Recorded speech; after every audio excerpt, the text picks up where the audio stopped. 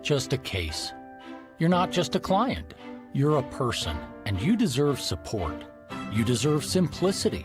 You deserve communication. When you hire an attorney, you deserve clear, risk-free advice that guides you to the best possible outcome in your injury case. And that's exactly what the advocates have been providing for over 30 years. After your accident, you deserve closure.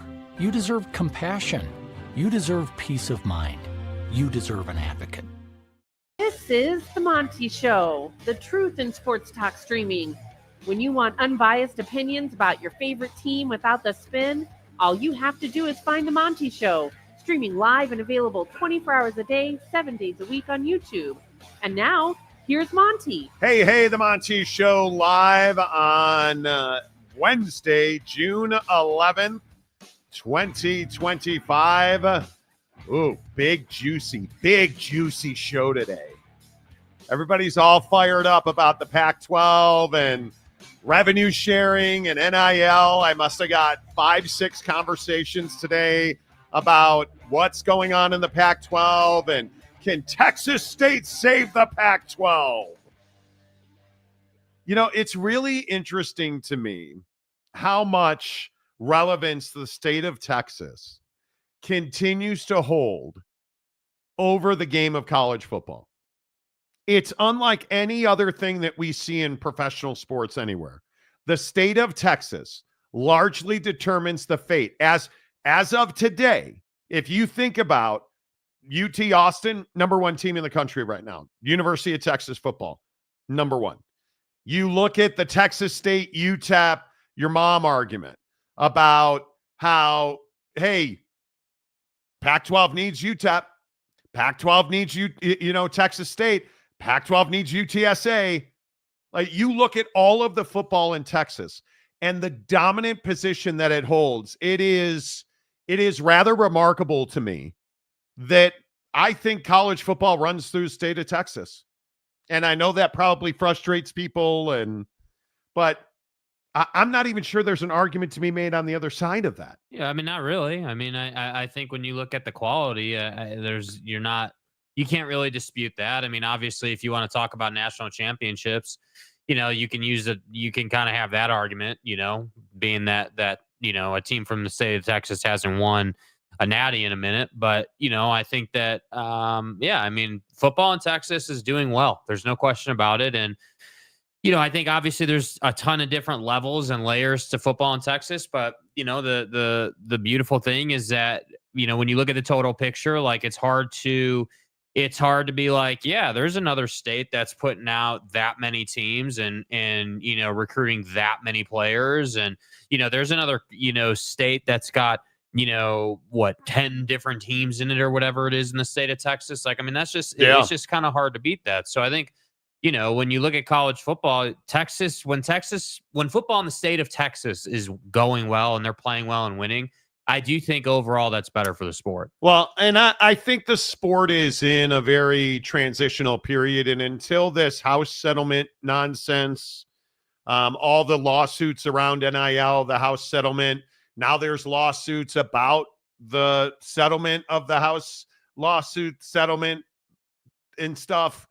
I mean, it's ridiculous where college football is. But I think one of the biggest questions right now that we are hearing is about how much money the Pac-12 is going to revenue share in college football. And I think it is a huge question mark because I think we all know that the Pac-12 is a conference that is going to struggle out of the gate probably for between 3 to 5 years to get themselves off the ground financially. It is an incredibly difficult thing to do. It is an incredibly difficult process to undertake when you are adding members from multiple conferences, when you are neither a strong football or basketball entity one way or the other. You've got to find a way to keep your financial house in order. Speaking of lawsuits, obviously the Pac-12 and the Mountain West have not settled mediation. They have not settled their lawsuits yet. So you are still paying lawyers. You have all of these money questions. And now this house settlement is in full effect. And you are looking at a situation where the Pac-12 has to make a decision as to how much money each member is going to revenue share inside of football. And sources close to that situation told us today that that number is going to be probably maxed out at $7 million per school or thereabouts, that each school in the Pac-12 will revenue share to its football teams $7 million. And if you think about what the expected number is across college sports, and I think this is an important point of clarity because a lot of people seem to be confused about the $20.5 million revenue share number. That is the total number of revenue sharing across all sports. That $20.5 million is not just revenue sharing for football. That is all of your sports.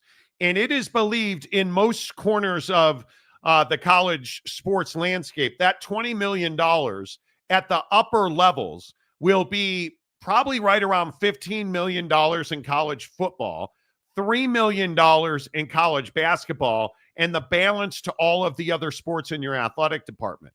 That's at the P4 level. You start getting into the G5s, and it is a very interesting question when you look at the Pac-12 situation with all the money they've spent on lawyers, with all the money they've spent on exit fees, poaching fees, all of those expenses. We get into their TV contract. How much are they going to have to pay to produce their games? Like all of this stuff that is coming together to form the Pac-12. How much money is each school going to revenue share with their football program? Jake, I think it is a hugely important number, and they better get it right. Absolutely. And I think that, the philosophy around revenue sharing is really, to me, the most fascinating part, because obviously everyone's going to do it a little bit differently, right? I mean, we have this $20.5 million number to sort of work off of, but, the discrepancies between, Ohio State and Boise State are still going to be there, as far as how much they're going to put into just their football program. And I think that that's what becomes difficult is if you're the Pac-12, you're sitting here trying to figure out, all right, well, how can we competitively revenue share in college football? But then also, how can we make sure that our member institutions are making enough money in our media rights deal? How can we make sure that between those two, we're also winning games? Like, I think that there's that relationship between winning, between your TV money, and then also between your NIL money and how aggressive you want to be in that realm. And I think that that's where you start to understand that, schools like, whether it's Texas State that we've talked so much about, or any of those lower level schools, right, that are play football and take it seriously and do their best. It's going to be hard to just step up or transition into another conference and be expected to just lay out cash like there's no tomorrow. And that's kind of what I feel like the biggest problem with the settlement is right now for people, is they have to figure out, like, how are we going to make this work? And so the idea that, yesterday on the show, we're sitting here talking about Boise State AD Jeremiah Dickey, saying that it's going to be 6 months before they've got a private equity deal done, and that they're only, considering it or whatever is crazy to me, because I sit here and I say, well, this is not some small amount of money. This isn't like, oh, well, you guys are just going to have to revenue share, $3 million across your athletic department. You're talking about $20.5 million, man. That's not a small amount of money. So I absolutely agree that this conversation about, okay, here's the total top line number for the whole department, but then what's the chunk for football, and what does that, if you say, okay, well, we're going to revenue share 7, or we're going to revenue share 12, or 15, what does that who say? makes that decision? Yeah, and that's a great point. How do you as an athletic department come to that decision? Because that for sure is going to be different for every school. Well, in talking to folks around college football the last few weeks about this, one of the big questions is at the G5 level, I don't believe you can leave it on the lap of the schools to make that decision. I think in the Mountain West and in the Pac-12 and in the AAC, all these smaller conferences, you have to be in lockstep, because you can't have one school spending exponentially more on football than another school, revenue sharing exponentially more in football than another school, because it creates a power disparity. It creates a financial advantage. And the advantage that G5 conferences have is their unity and their ability to agree on a financial model that allows them to exist. And I think in P4s, hey, listen, you're not going to tell Georgia or Alabama how much to spend on revenue sharing. You're not going to do that. You're not going to tell. And furthermore, in the Pac-12, are you really going to tell Gonzaga how much they should be revenue sharing in basketball? That's a really interesting dynamic because they don't have a football team at Gonzaga. GCU, Grand Canyon in the Mountain West, does not have a football team. So there's all these dynamics at play. And when you start tinkering with levers and you start trying to find the right formula to create balance and competitive balance in your conference, I think this is a huge issue for the Pac-12. Yeah, and especially when you consider that the that the payments are not going to be equal either from the conference to the schools based on how they perform. Yeah. Then you really start getting into a conversation about, all right, well, hey, like we're like, if you were to not have equal revenue sharing, like the same level, the same, and again, it needs to be said, I think it's the same bare minimum, right? Because I think what no one's going to do is no one's going to say, well, you can't spend more. You can't revenue share more. I mean, if Boise State wants to revenue share, $20.5 million just to football, knock yourself out, dude. And you can spend more and do whatever you want. But then how does that work for Gonzaga? I don't know. If it is not, question. because if it is not fair and equitable across the board, and Gonzaga, for instance, will have a financial advantage, I would think. I don't know what you guys think. But doesn't a non-football member have a significant financial advantage because they don't have to bear the burden of sharing money financially? Now, are they making as much money in athletics? Is Gonzaga going to make as much money as Boise State? Well, yeah, I would think they would because their basketball product is very good and they compete at a very high level. So my question is, if I am the Pac-12 in the Mountain West, how am I mandating revenue sharing for Grand Canyon and Gonzaga? I think it is a huge question. I think it is a very critical central issue to the success of the G5s, how you legislate revenue sharing. And again, I was told point blank that in their very first meeting, one of the very first topics they brought up was, the Pac-12, how are we handling revenue sharing? And I think that's exactly what it should be, because it seems like, and I don't mean to get ahead of things, it seems like the Pac-12 has significant momentum right now, right? You've got your membership intact now. You've got a grant of rights signed. It is, from what I understand, the Pac-12 media rights deal is 85% done. They got to go and add another member to fulfill the terms of that deal. Like they've got a lot going on. And it's all in the positive for the first time. I think in this new incarnation of the Pac-12, everything we are seeing from the Pac-12 is positive right now. They have lots of momentum. A decision like revenue sharing in football, I think, is gigantic. And I'm told they don't have a firm answer on that yet. Well, I don't think that anyone has, a real clear, just clear-cut plan as to what's best here. And I think that's what's challenging is given your situation, what's best versus what could you do? Because again, if you're Ohio State or whoever you want to look at in the P4, there's what they have to do, and then there's what they probably want to do above that, to make themselves more attractive. And you're not going to tell them how to do business. No. And I think what's hard is with like the Mountain West or the Pac-12 specifically, you have such a interesting mix of schools that have such wide ranging, interest in winning in football that I think that conversation of like, hey, what's our baseline? Like, what's our agreed upon number that we're all committed to? That's going to be difficult to come to. They'll figure it out, but I just don't think that's going to be some easy, cakewalk conversation, because Boise State's going to want to revenue share at the highest level they possibly can for recruiting and making sure football pays the bills and everything that they need to do.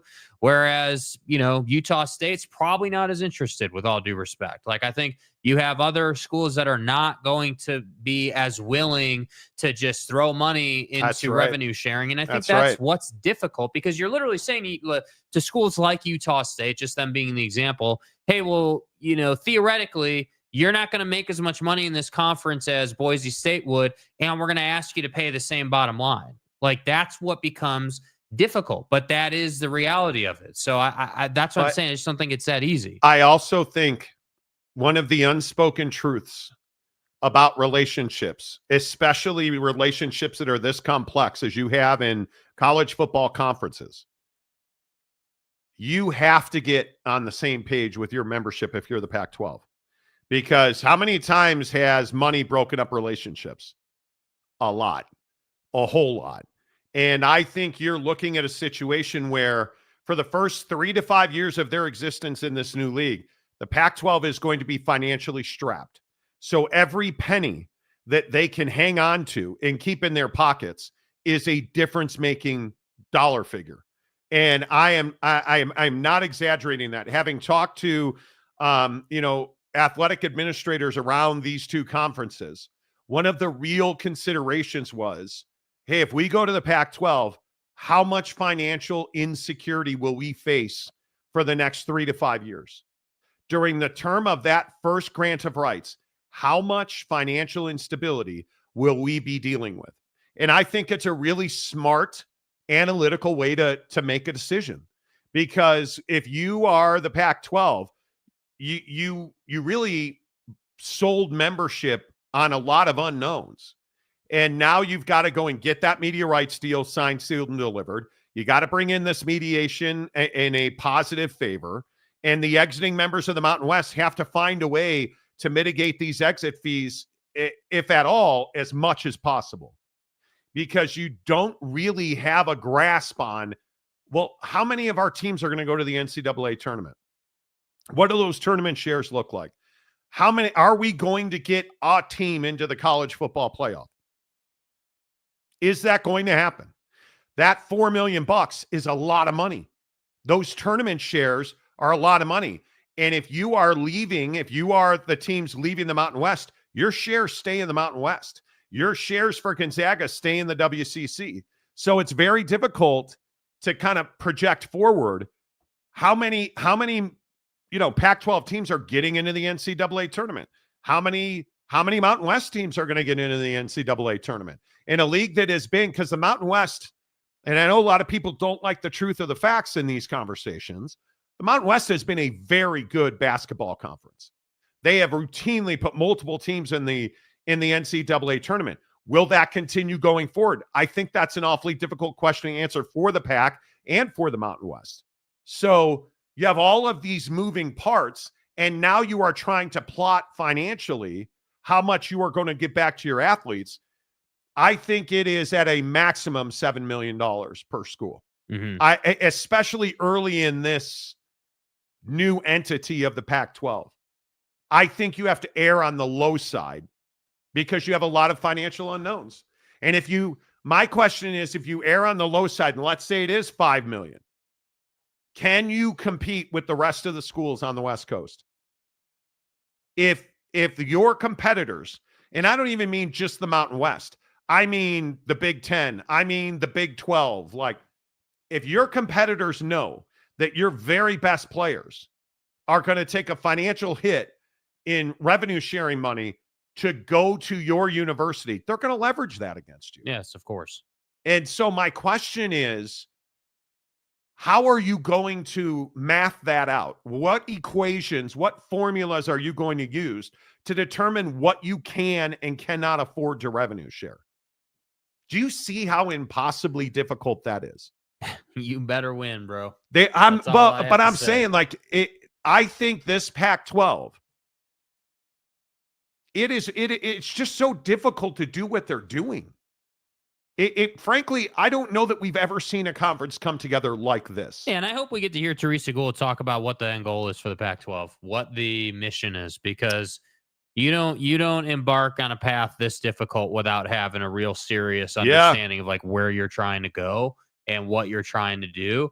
And I just have to think that there's a stated goal in that group of what they're trying to do. All right, let's get into the comment section on the Monty Show, presented by our friends at The Advocates, theadvocates.com, the best injury attorneys in the business. You guys, I tell you every single day, they're just good people to do business with.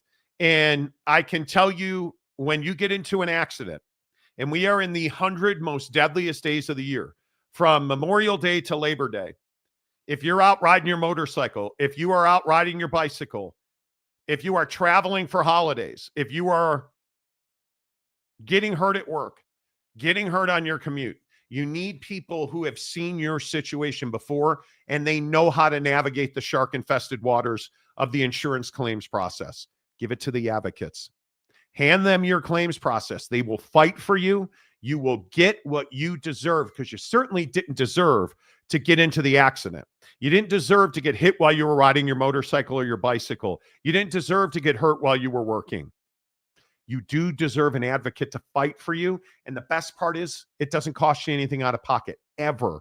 No consultation fees, no retainers, just clear, risk-free advice at The Advocates. Check them out online, theadvocates.com. Chat with an injury attorney 24/7, 365, and it won't cost you a dime. Okay. So I see that we are already in filtered land.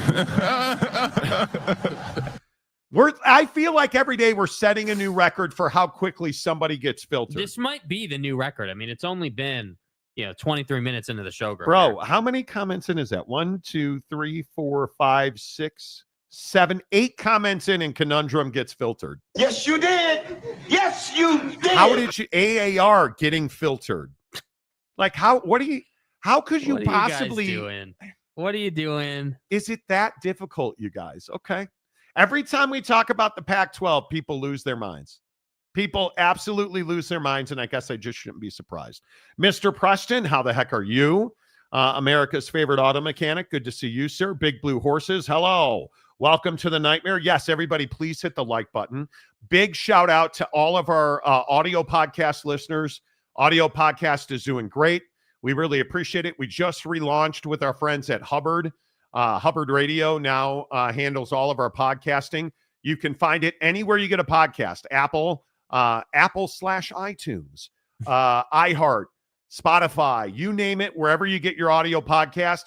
Make sure you search The Monty Show, Monty, The Monty Show.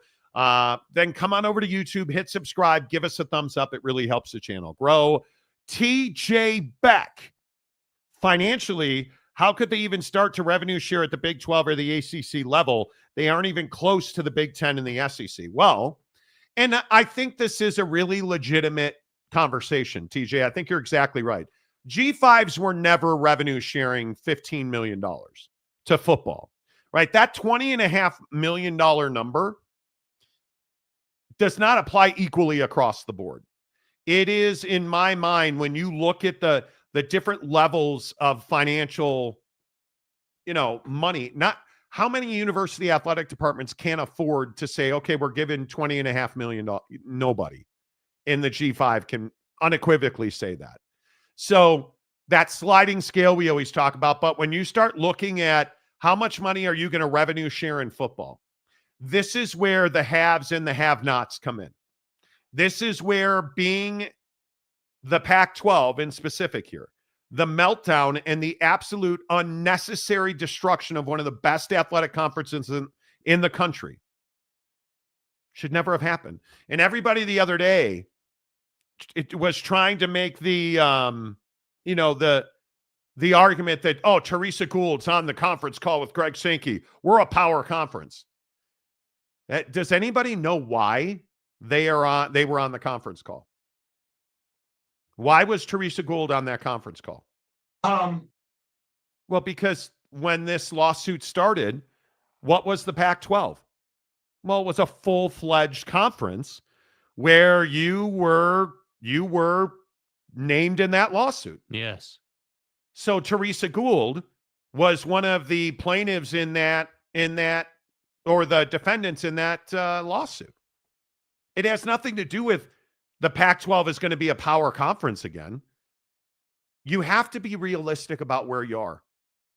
This is going to be, dude, you're on a bicycle and you are riding straight up the Rocky Mountains. That's the path that the Pac-12 is going to take to rebuild itself, because there's no other path. It's really difficult. What's the top of the mountain, bro? Like what? That's a great question. What's the top of the mountain? Is it power conference? Maybe. I don't think so. Is it the best G5 conference in the land? Not initially, because I don't know that you'll be financially viable at that level. And frankly, I don't know that there will be a best G5 conference anymore.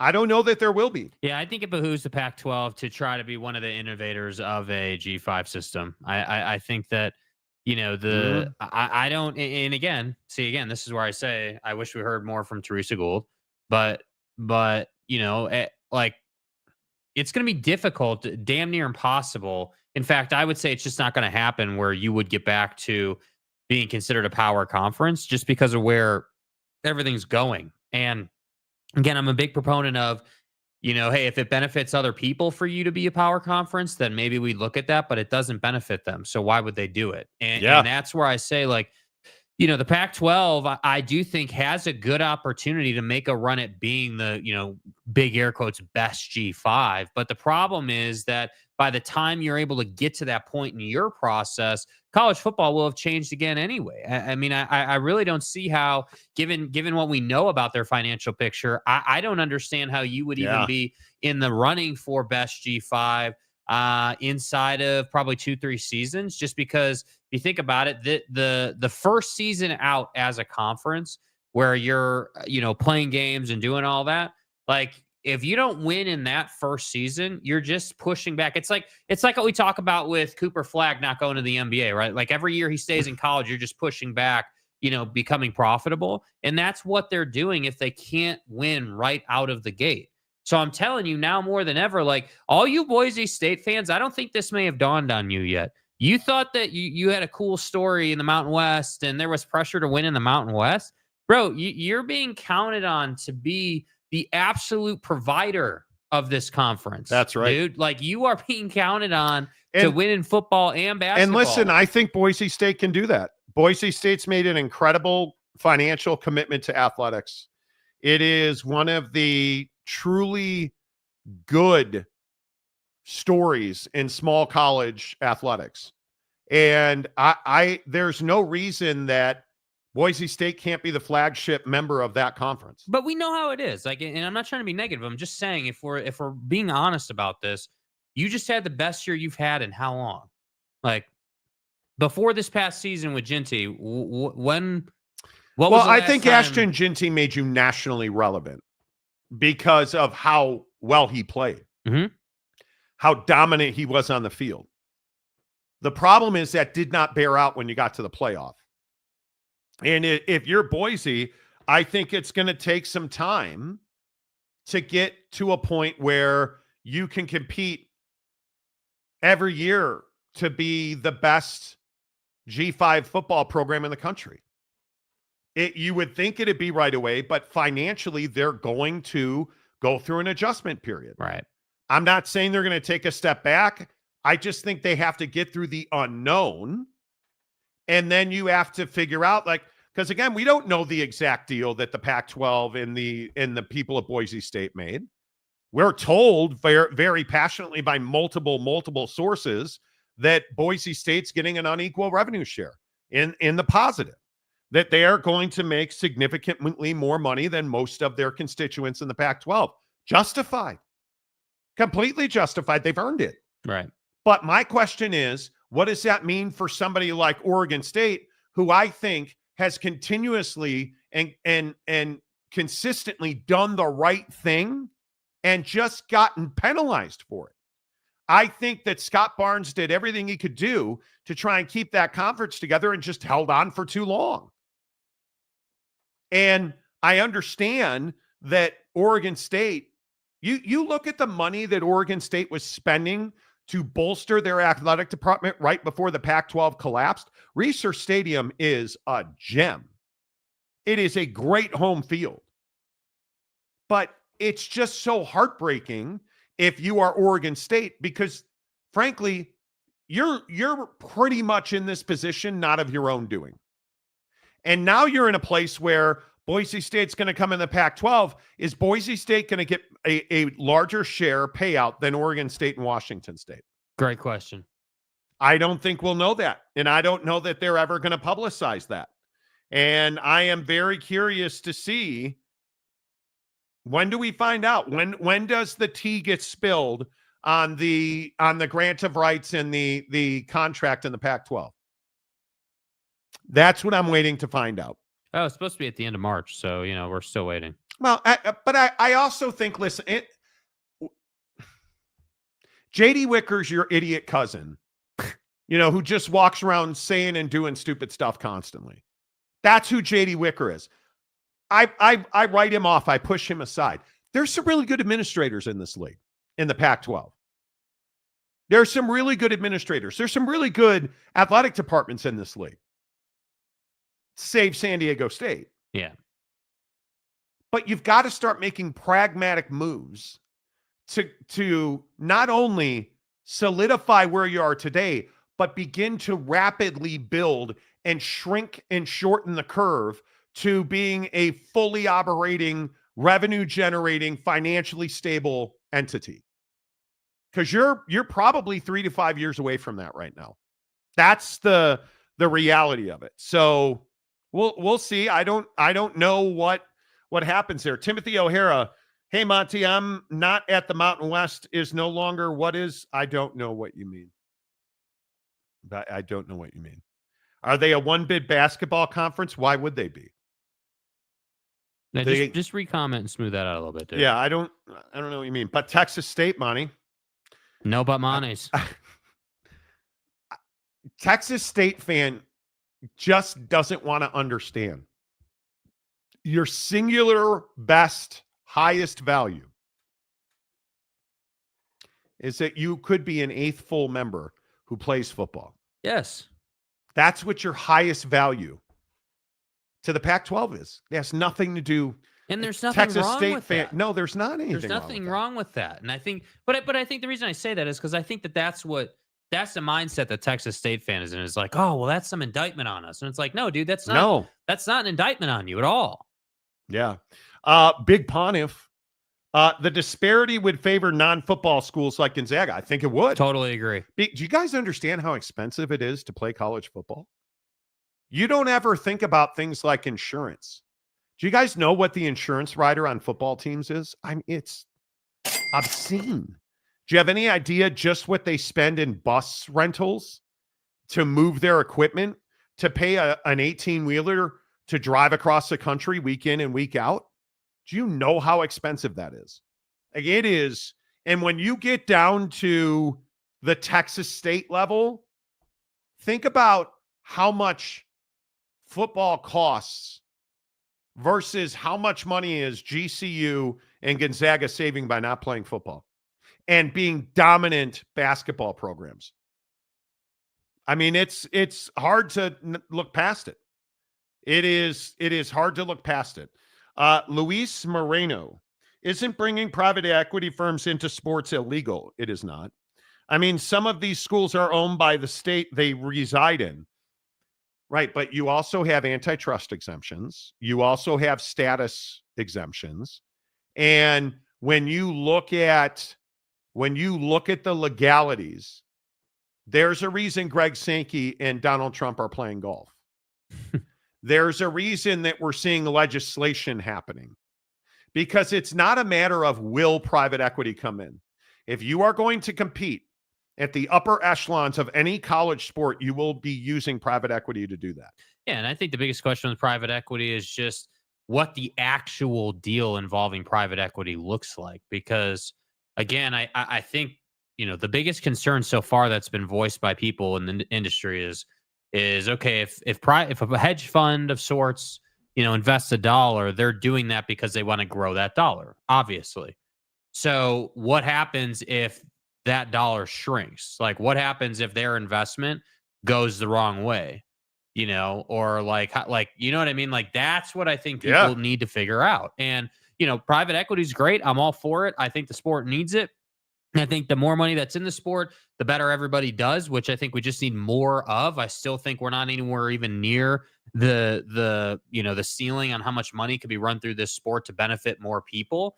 But the question is just, okay, well, if it doesn't work out, like if you got a private equity deal at the conference level, what does that look like? Is that attached to, just the conference's overall perceived value, or like, that's what I think you have to figure out. And that's why, like, the Sankey-Donnie meeting, I think, is super important.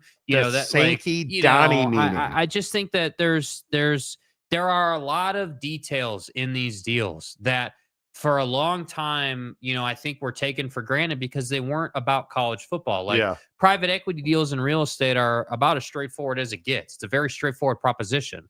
But this isn't real estate. This is college football. So it's just different. Yeah, it's a different real property. Yeah. I mean, honestly. That we're talking about. I think it's really interesting when we start looking at all of these different equations and all these different questions. Private equity is not optional. There's just not enough. There's not enough money in the athletic business and college sports to sustain the kind of expense that it now requires. Paying athletes directly is expensive. $20 million is not a small amount of money. No. And I don't care if you're Alabama, Ohio State, or Boise State and UTEP. It's not a small amount of money. And I have heard repeatedly from people in doing this job, these athletic administrators, they lose sleep over how they're going to rev share.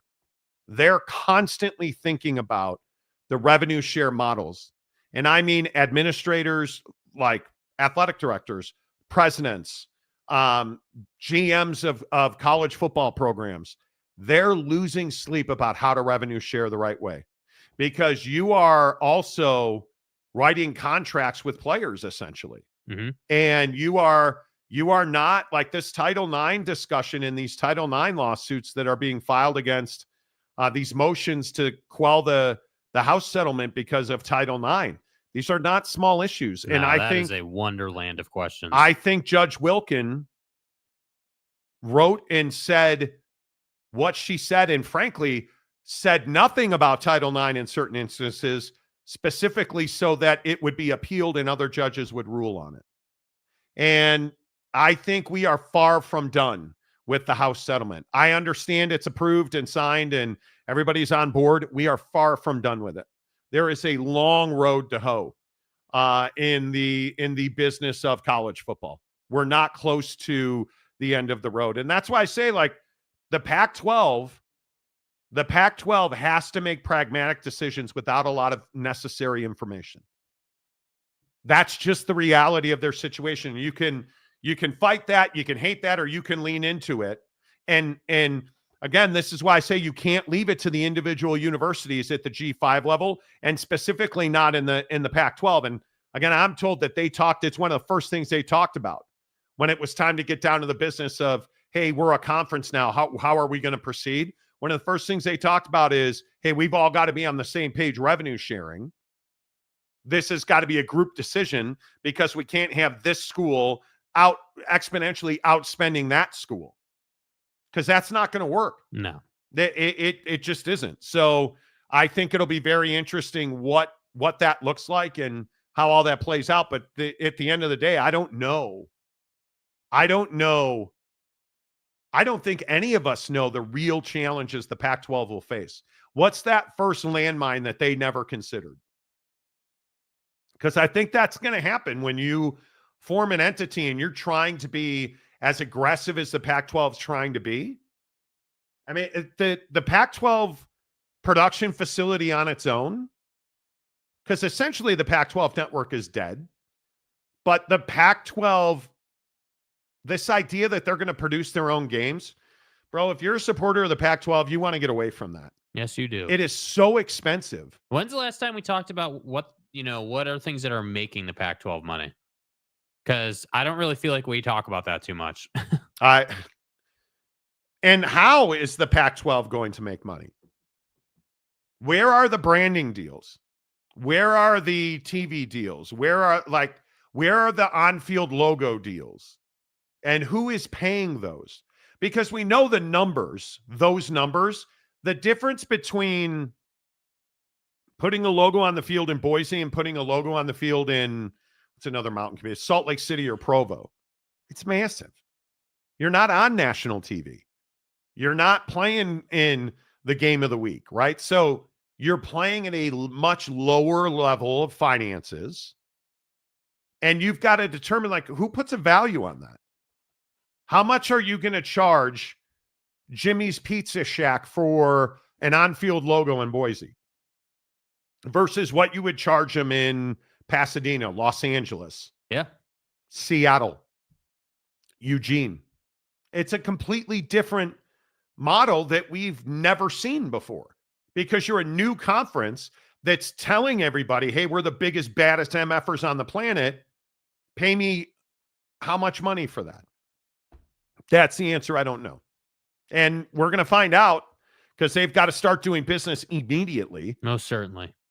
So, Pontiff, the issue is they may have the rights to the PAC name, but this is a startup conference. And I've been trying to explain that to people, and nobody that's a Pac-12 fan wants to hear that. Well, we're the Pac-12. No, you're under the Pac-12 brand, but that brand is not 10% as valuable as it used to be. In fact, you don't know the value of the Pac-12 brand. Well, that's what I'm saying. Like with the private equity stuff, how do you even measure that? Like what? Like, okay, great. How do we measure the fall off in value from then, or like what? Like, you know what I mean? Like, that's where I say, like, I don't know if it's just a pure, like, straight up branding situation, I guess. I don't know. That's what I'm saying. Like, when you think about leaders meeting and people having conversations, like, these are the things they're talking about, man. Like, they have to figure this stuff out. Yeah. SD Padre 66, your hate is showing. Oh, please do tell. How is our hate showing? And how are we hating? Like, please, I'm here for the conversation. I say this every day on this show because Pac-12 fans come in and say we hate the Pac-12, and please, don't always have to be negative. Please tell me how am I being negative? How am I hating? Yeah, I would genuinely, like, all snarkiness aside, love to understand how you feel like we're hating on the Pac-12. I think that, like, you know, this may sound weird, but when I think about what we're going to talk about each day for the show, like, how the Pac-12 is going to make its money, and like how they're, like, what is the highest, best, most efficient way, you know, the most valuable and equitable way to move forward for the Pac-12. I think that conversation is endless. I think that there's so many questions and little sidebars to it that I just think it's going to take time. But I don't, just having that conversation, I don't think that means we're hating. What did he say there? Is that him again down below there? Like 3 down? It is not. Pac-12 ways of previous money-making ventures. You guys will have to start listing all the ways on this topic. Well, I mean, before you had massive brands. You had SC, Oregon, Washington. You had teams playing for national championships. It was a really good basketball league for stretches while Book Richardson was doing what he was doing. I mean, you had really good revenue-generating universities in athletics. You don't have that anymore. You don't have Pac-12 After Dark anymore. That doesn't exist. That stuff does not exist. Those TV deals do not exist anymore. And so it's really difficult. You have to rebuild all of that now. And you're asking universities, because, again, I point at the banner that they put out. And I ask you, how many truly dominant athletic departments are on this banner? And as a whole, I don't know that there's one truly dominant athletic department on this banner. San Diego State cannot play football. They have not learned how to play football. You look at Boise, Boise's a football school. You look at Colorado State, Fresno State, Gonzaga's a basketball school. Oregon State is not a football school right now. And I would hope that they would get back to the business of winning a lot of football games, because what they've been through is hellacious. Utah State's not known for anything. because of what happened in their football department with, all of the Title IX stuff. And Right. It's a little rough right now. now Bronco's there and he's rebuilding. And you would think anything that Bronco does in football, generally he does pretty well. I'm a huge believer in Bronco men and all. I think they will be back. But will they ever be the basketball program that they've been historically? Washington State, they can't decide how much money they want to spend on athletics. So my point is, how many of those schools are going to the NCAA tournament? And who is going to be the university, and really what they need, much like the Mountain West, who's going to be the universities that are going to build back and be a football and a basketball university? Who's that going to be?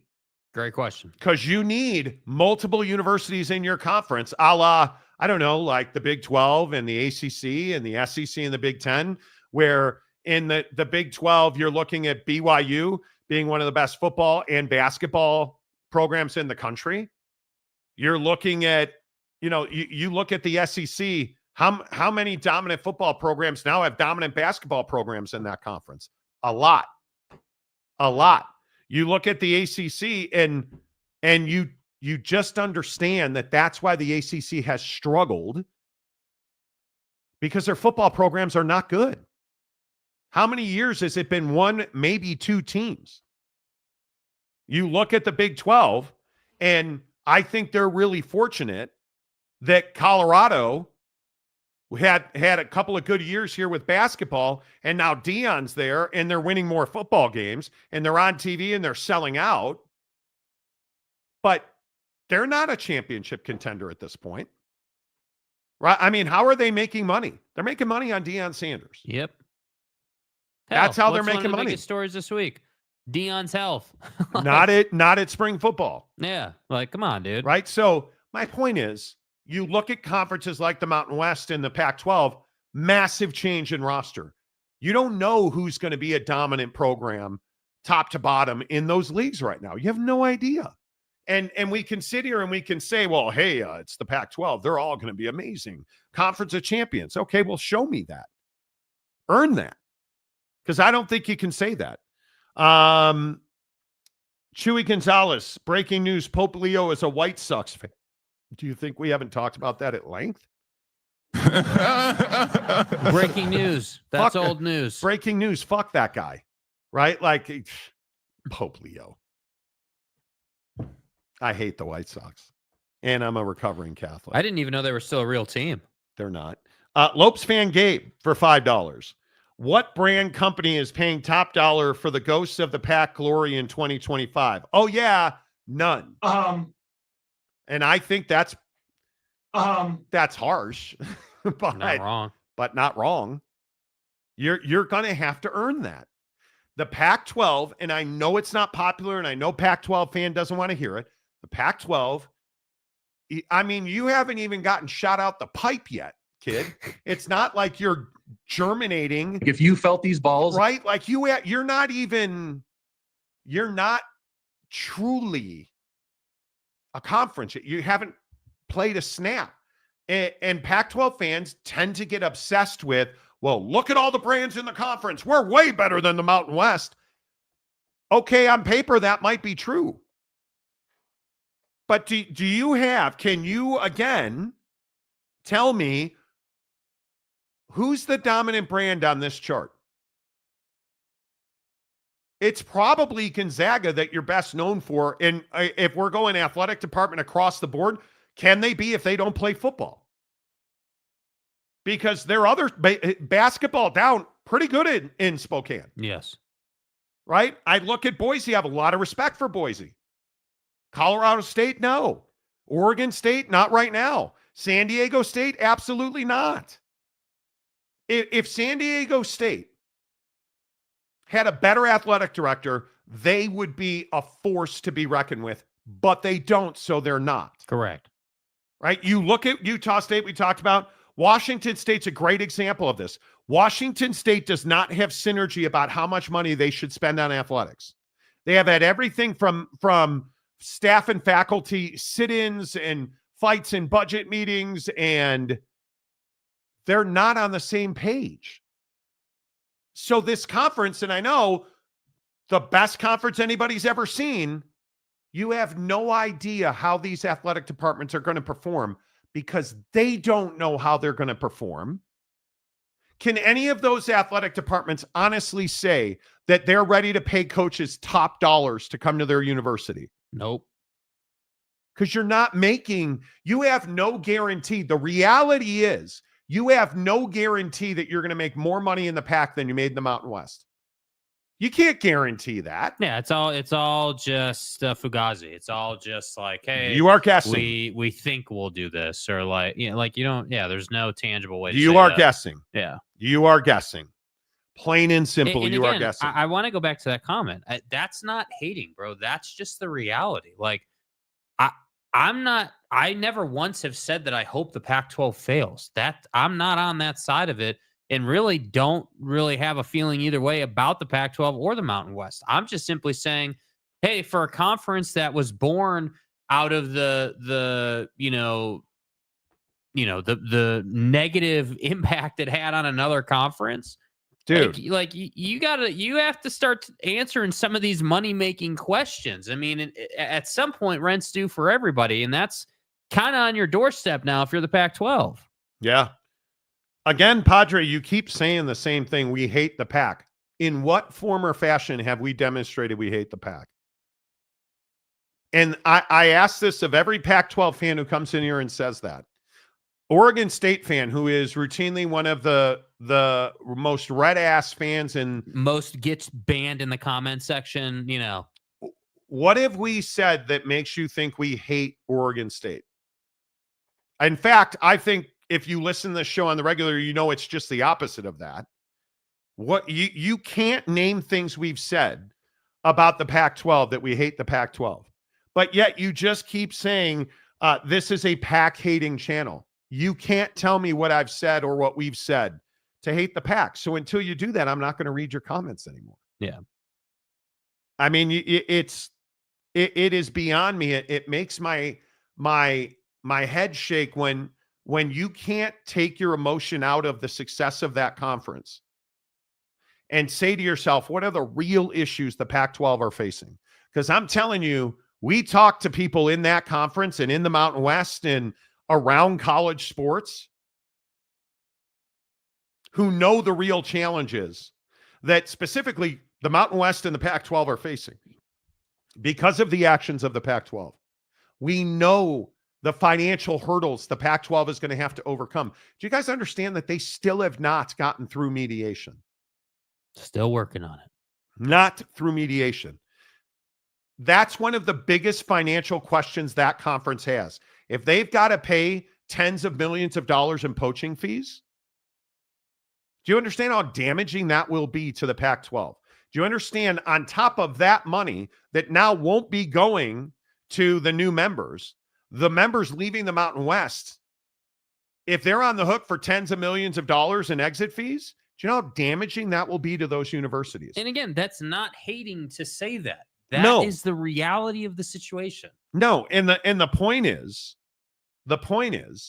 that you have a situation with the Pac-12 where you don't have a media rights deal. The media rights deal you signed for this year is less than ideal.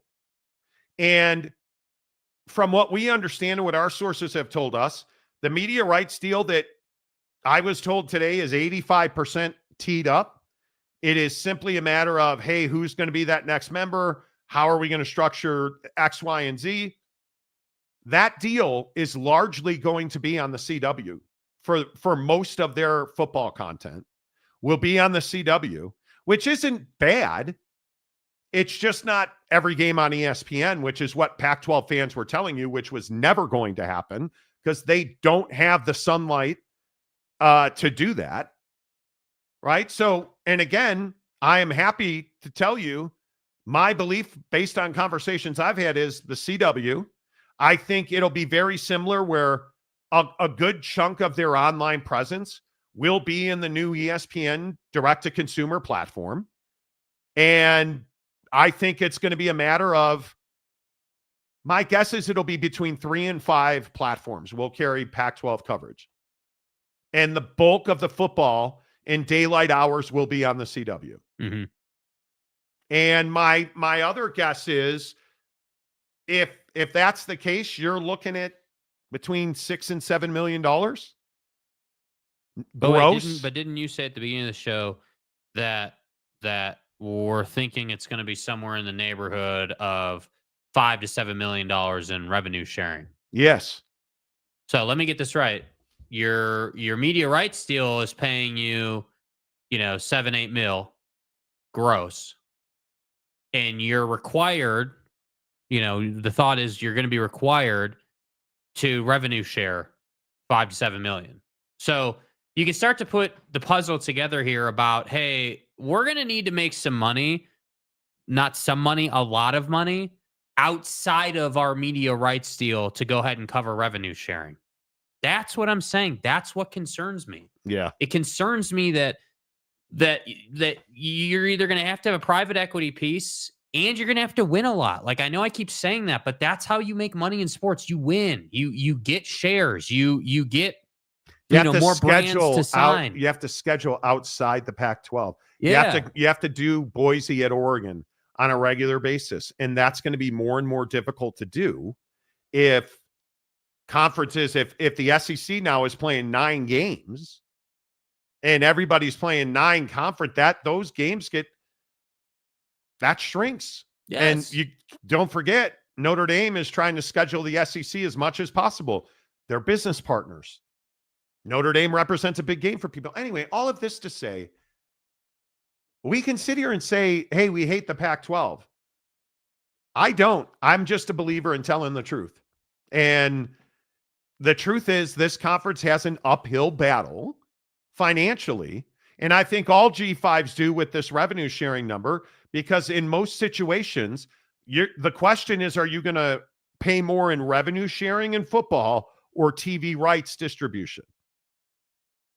Will you actually be will you be spending more in revenue sharing than you are getting every year in your TV media rights deal? I think that's a really good question. But hey, you do you. If you think we hate the Pac-12, you do you, which is fine. Jeremiah Champion, have you not heard him talking about the lack of money in terms of the Big 12? We've talked about that. Yeah, absolutely. We've talked about that. Seth Hatmaker, as someone who Oregon State is personal family, Jake and Monty have always been true and respectful. I am in Oregon. I have a lot of respect for Scott Barnes. Dude, we've been talking about Oregon State on this program for years, bro. Yeah. Like, Scott Barnes used to come on my show every week in Salt Lake City when he was at Utah State. Like, I have never said a cross word about Oregon State, but Oregon State fans, Gumby, dude. Guys. Dude. Joey B, Jake fired up at the negativity in the chat room. LOL. Padre getting it done. Yeah, there you go. Every day. Right. 2A or death.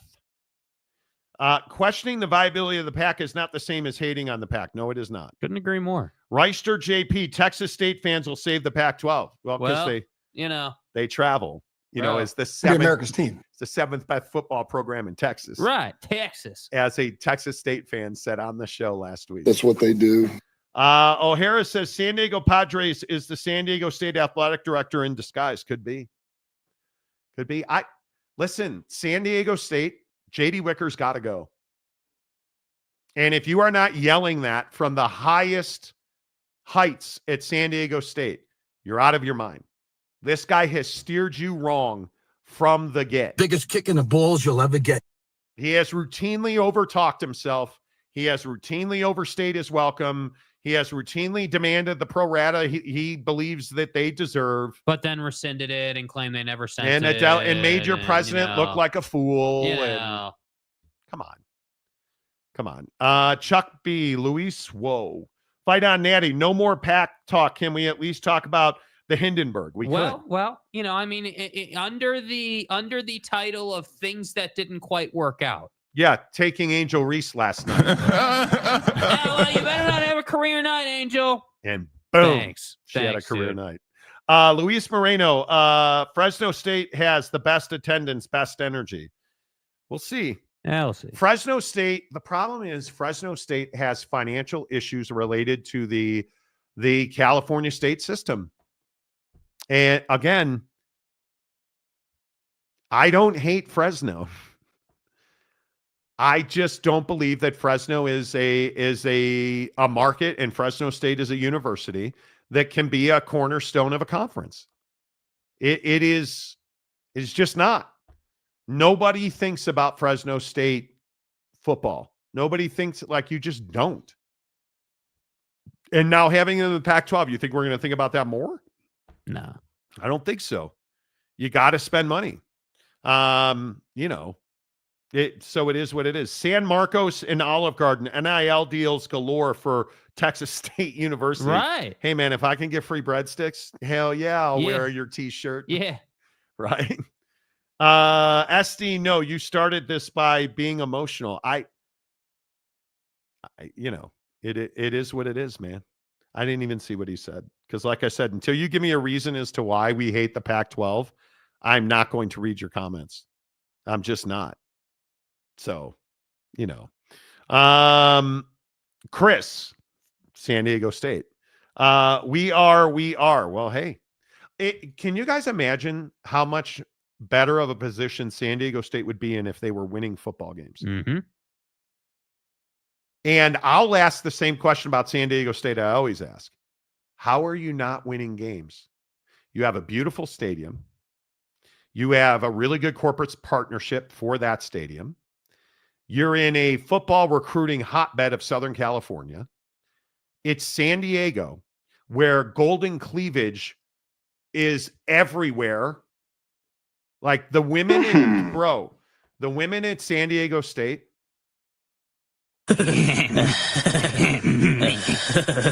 Don't take my word for it. Please do yourself a favor and hop on a jet and go hang out in San Diego for a summertime weekend. Yes. Go hang out at a San Diego State football game. The honeys are everywhere. And I kid you not, if you're a 19-year-old Southern California kid that is at Modern Day, you're probably going to SC. Okay, I understand that. But if you're any other quarterback and you're a 3-star prospect and San Diego State calls you,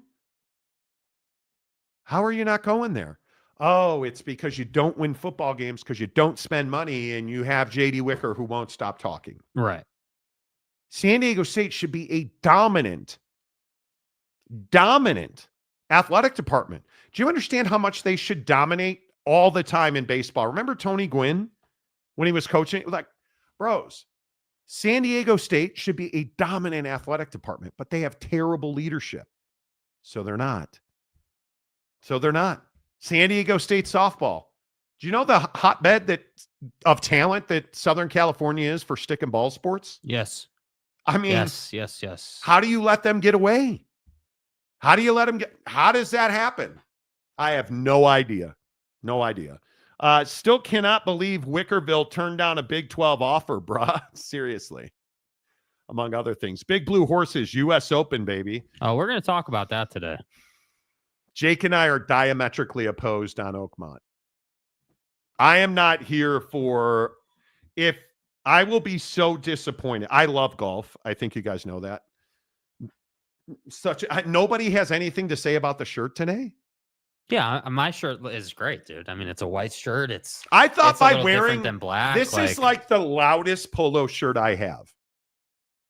Graphically no love speaking. for Monty's shirt, dude. I'm really surprised. What does it have to be salmon color to get some love? Like, come on. You mean Salmon? Salmon? You know. Olive Garden sounds so good right now. I'm low key, you guys, on a Jersey Mike's Philly run.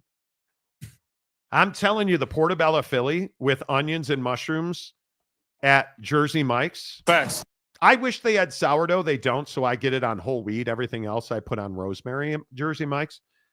If you go to Subway, you're disgusting. You are disgusting. You have no respect for your intestines, and I'm telling you, Jersey Mike's is the superior choice. 100%. Truly. Sergeant Moorhue for $5. Would be interesting if the PAC and the Mountain West agreed to scheduling alliance for out-of-conference games. Think they can mandate that? I don't know. Well, Mountain West sucks and has no brands because they're all in the Pac-12. Yeah, So I mean, why they're would clearly terrible. Because it's garbage. You would never want to. But again, we hate the Pac-12, so I mean, we're probably not the right ones to talk to. Leo. I don't want to hear Monty talk about women. Okay. Chris, Rocky Long leaving hurt. Yes, it did, Chris. Yes, it did. I was a big Rocky Long guy. See, I just don't like Brady Hoke. I want San Diego State to be better, just so I can go to Coyote Cafe and get me some handmade tortillas. So you can have an excuse to go. Man, Dwight Lilly. Hey, Dwight, what's Monty, up, buddy? DeBoer beat UCLA, gave Oregon at Oregon. Lots of talent in the Central Valley. Saying they are chopped liver, as I hear you doing, is simply not true. Okay. Who's chopped liver? Let me ask. And if you're talking about Fresno State, where are the wins? Where are the wins? Where is if we are going to have a conversation, and I'll get the data for you, where are the wins for Fresno State? Where is the overwhelming can't believe this team's not in the college football playoff every year? Because you look at what was Kalen DeBoer there 1 year, and you're holding on to that. And I should probably look that up. But if you look at the Pat Hill, that's probably the most successful coach in recent days. And what was that, 2011? Obviously Jeff Tedford, but health got in his way. You hate that happened, but are we really excited about Tim Skipper? Are we really? This program has not been relevant since that 1 year with DeBoer, right? So if we're supposed to be, are we supposed to be excited about that? Like, I guess you're looking at a record by year where you're just not able to. You're not. What's the last time they were? What, 2022? 3 years ago under Teddy, you won 10 games. Right? So it's occasionally that you win a lot of games. And if we go back to overall records, like you had a good year in 22. 2018, you were 12-2. Both of those are Tedford years. Before that, it was DeRuyter in 2013 and 2012. And then you got to go back to 1999 in the WAC. So if the Central Valley is this amazing hotbed of talent, are you really going to make me the argument that the talent is staying home? Because they clearly are not. Right? Devontae Adams and the Carr brothers are not walking through that door anytime soon. And with all due respect, I mean, I think Matt Entz will be a nice hire. Right? I thought he was a really good hire at USC. We talked about that last year. Yes. And obviously what he did at North Dakota State, pretty tough to argue with that. So let's see if he can build that program back. But are we really going to try and say that that's been a relevant program in recent years? Come on. Like, and again, I give Entz a lot of credit for taking that job. And if you're a Fresno State fan, this is one of the better hires you've had in recent years. But I think you have to, again, how many resources is he going to have at a California State school? He's got to fundraise. Our former linebacker coach is a head coach there. Really? What? I hadn't heard did that. you know that? Chuck B. Entz is exciting. Won an Natty at North Dakota State. Yeah. Brady Hoke is still a thing. Thankfully not. Joey B. Monty's golf shirt equals the sphere backdrop at Dead and Company.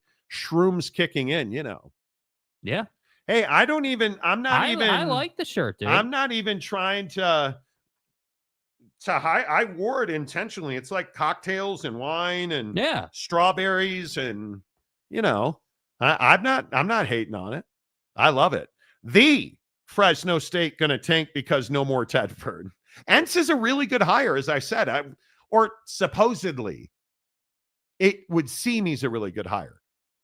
It's tough to win at Fresno State. It's tough to win. O'Hara, I believe Air Force should be in the Pac-12 for no other fact than it brings academic stability like Stanford did. But I think they're with the way that the military is spending right now and the challenges in the geopolitical budget space. Yeah, I don't know about that. Yeah, I don't know about that. So we'll see. Mikhail Schwinger. That shirt is like camo. Monty disappears on that background. It's close. And his name is John C. You know, it is what it is. It's fine. Listen, I'm here for it. Yeah, dude, it is a clear and really good departure from a black polo shirt every day. I like it. You guys complain that all I do on this show is wear black and you wear quarter zips and they're all black. You wear polo shirts and they're all black. And so a guy wears a different polo one day and you say nothing? It's blue and white. Yeah. You know, it's blue. And trust me, my jock strap is red. I'm wearing red, white, and blue for you guys today. The sacrifices Monty makes. Yes. You don't want to know about my jock strap. Now the real question is, will Texas State get the pro rata they deserve? I hope for Texas State fan that they get the Pac-12 invite, because I still think like UTEP was a huge win for the Mountain West, without doubt. If the AAC stays together, which there's no indication they won't, but if the AAC stays together, Texas State becomes a really important piece, because I just don't know who else is out there that can be ready to play in less than a year. Because this conference is going to be doing business for the next 9-10 months leading up to the 2026 football season. That's not, and I say that because that's not a lot of time. That is a very small window in time that we're talking about. And I just don't know. I don't know how you shorten that. Again, how do you shorten that development curve? I think it is very, very difficult, because the money that you have to raise just to make a move, like even Mountain West to Pac-12, that's a hell of an expensive move. You got to pay exit fees. Now the conference is paying poaching fees. And who's really paying the poaching fees? The new members are paying the poaching fees. Like all of these fees, I think people think like the Pac-12 is just going to pay those outright. Whatever money the Pac-12 spends impacts its members. So it's not like you're coming into a windfall. Neither the Mountain West nor the Pac-12 is going to have just a war chest of cash sitting around to go and do whatever needs to be done. That's just not the economics at the G5 level in athletics. That is not. No, it's not. It's not realistic, right? Like it is. Seth Hatmaker, I can't think of a team that adds value to the PAC. Maybe two shockers no one saw coming, but then they need to schedule every non-conference game. I don't think there is a instant banger out there outside of Memphis. Memphis would be the one where you're like, man, unequivocal win, go kick ass. Yep, changes the value of your conference. Yes, I would agree with that. But Monty, the wardrobe department needs a raise today, boys. Well done. Thank you. See, thank you. Some credit. Thank you. Dwight Lilly, UTEP, LOL, you crucify Florida State. How am I crucifying Florida State? And brag up UTEP? Okay. Bro, what are you talking about? Like, what are we talking about? What does Florida State have to do? Oh, do you mean Fresno State? Nobody's fuck me. Nobody's crucifying Fresno State, guy. Like, do you really think there's something to crucify at a program that's been irrelevant for how long? Nobody's crucifying Fresno State. No. What are you talking about? This is why Pac-12 fans have a delusional problem. You guys all need to go and get your Prozac, because until you figure out how to take your emotions and your ties to universities out of a business conversation, you're going to be stuck in Neverland. And I am telling you right now, Fresno State's not a bad university. They're not a difference-making athletic department today. What greatness? What greatness did you gain by getting Fresno State? And UTEP, it's not, you want to have conversations about what happened on the field. And I just illustrated to you flatly that nothing that's happened on the field in recent years gives Fresno State a leg up. But you're in the same boat as Texas State. And frankly, UTEP. Why is UTEP such an unequivocal win for the Mountain West? Do you think it delivers them Texas? It doesn't. It's a full share member. That's a recognizable brand that has a known football department that is geographically positioned that helps them move forward. You want to go and like die on this Fresno State hill? Be my guest. Like, I'm not the one who is irrationally propping up Fresno State. You're irrelevant. Yeah. You're invisible. Texas State, with all due respect because of who you are and where you are, you're irrelevant. You're invisible. And again, I'm happy to put the frickin' graphic up here. Who's the dominant athletic department on this banner? There's one, and it's Boise State. Because nobody has any idea what Gonzaga does outside of basketball. So what you say I'm hating or crucifying, whatever you said, Fresno State, bro, there's nothing to crucify at Fresno State. They're irrelevant. Utah State is irrelevant. Facts. Washington State is irrelevant. Hire Matt Entz.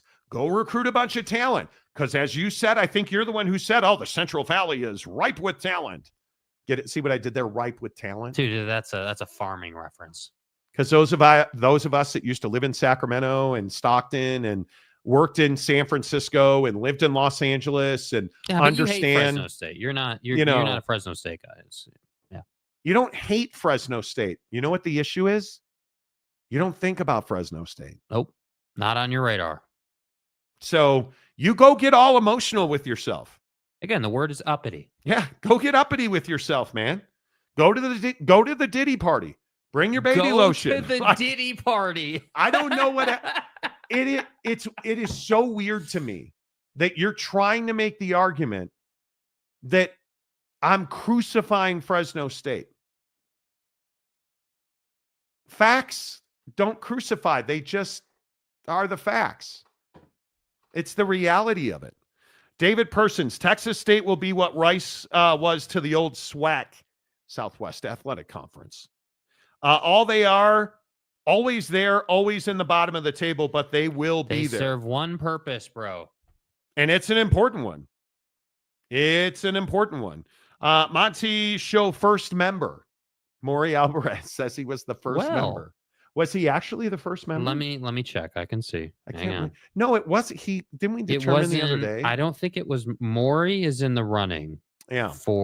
Let me pull it back up. You have to figure out where in California Texas State is going to set up, and it takes a lot of money. Yeah, because once the moving vans show up in Texas to move Texas State, where in California? But they are a top 7 football team in California. But just in the state of Texas. Okay, in Texas. Okay.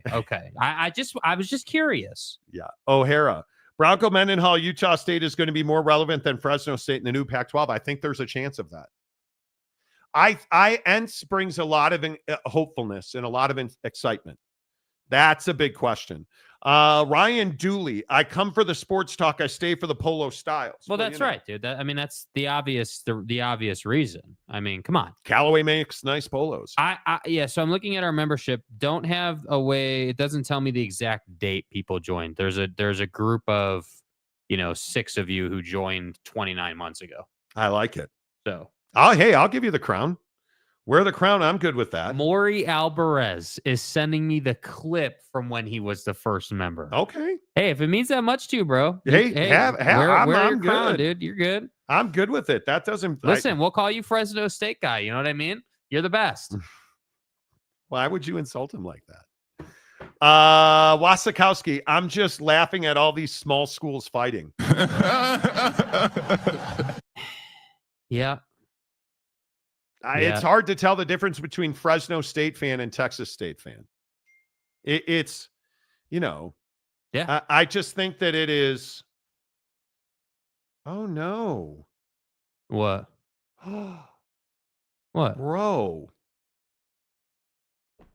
What? Who did we have on the show yesterday? Rob Adams from Thanksgiving Heroes. Yeah. What did Rob Adams talk about with motorcycles? That he was in a crash. Jennifer Young from The Advocates. Hey, Rob Adams was in a motorcycle accident this morning. He's definitely injured and in the hospital, but he's okay. He hit some gravel on I-15 and laid down his bike, broken ankle and shoulder. Oh. And a wiring for surgery to be scheduled. Maybe a good discussion topic today when doing our promos. Man, you guys. Damn. I talk about this all the time.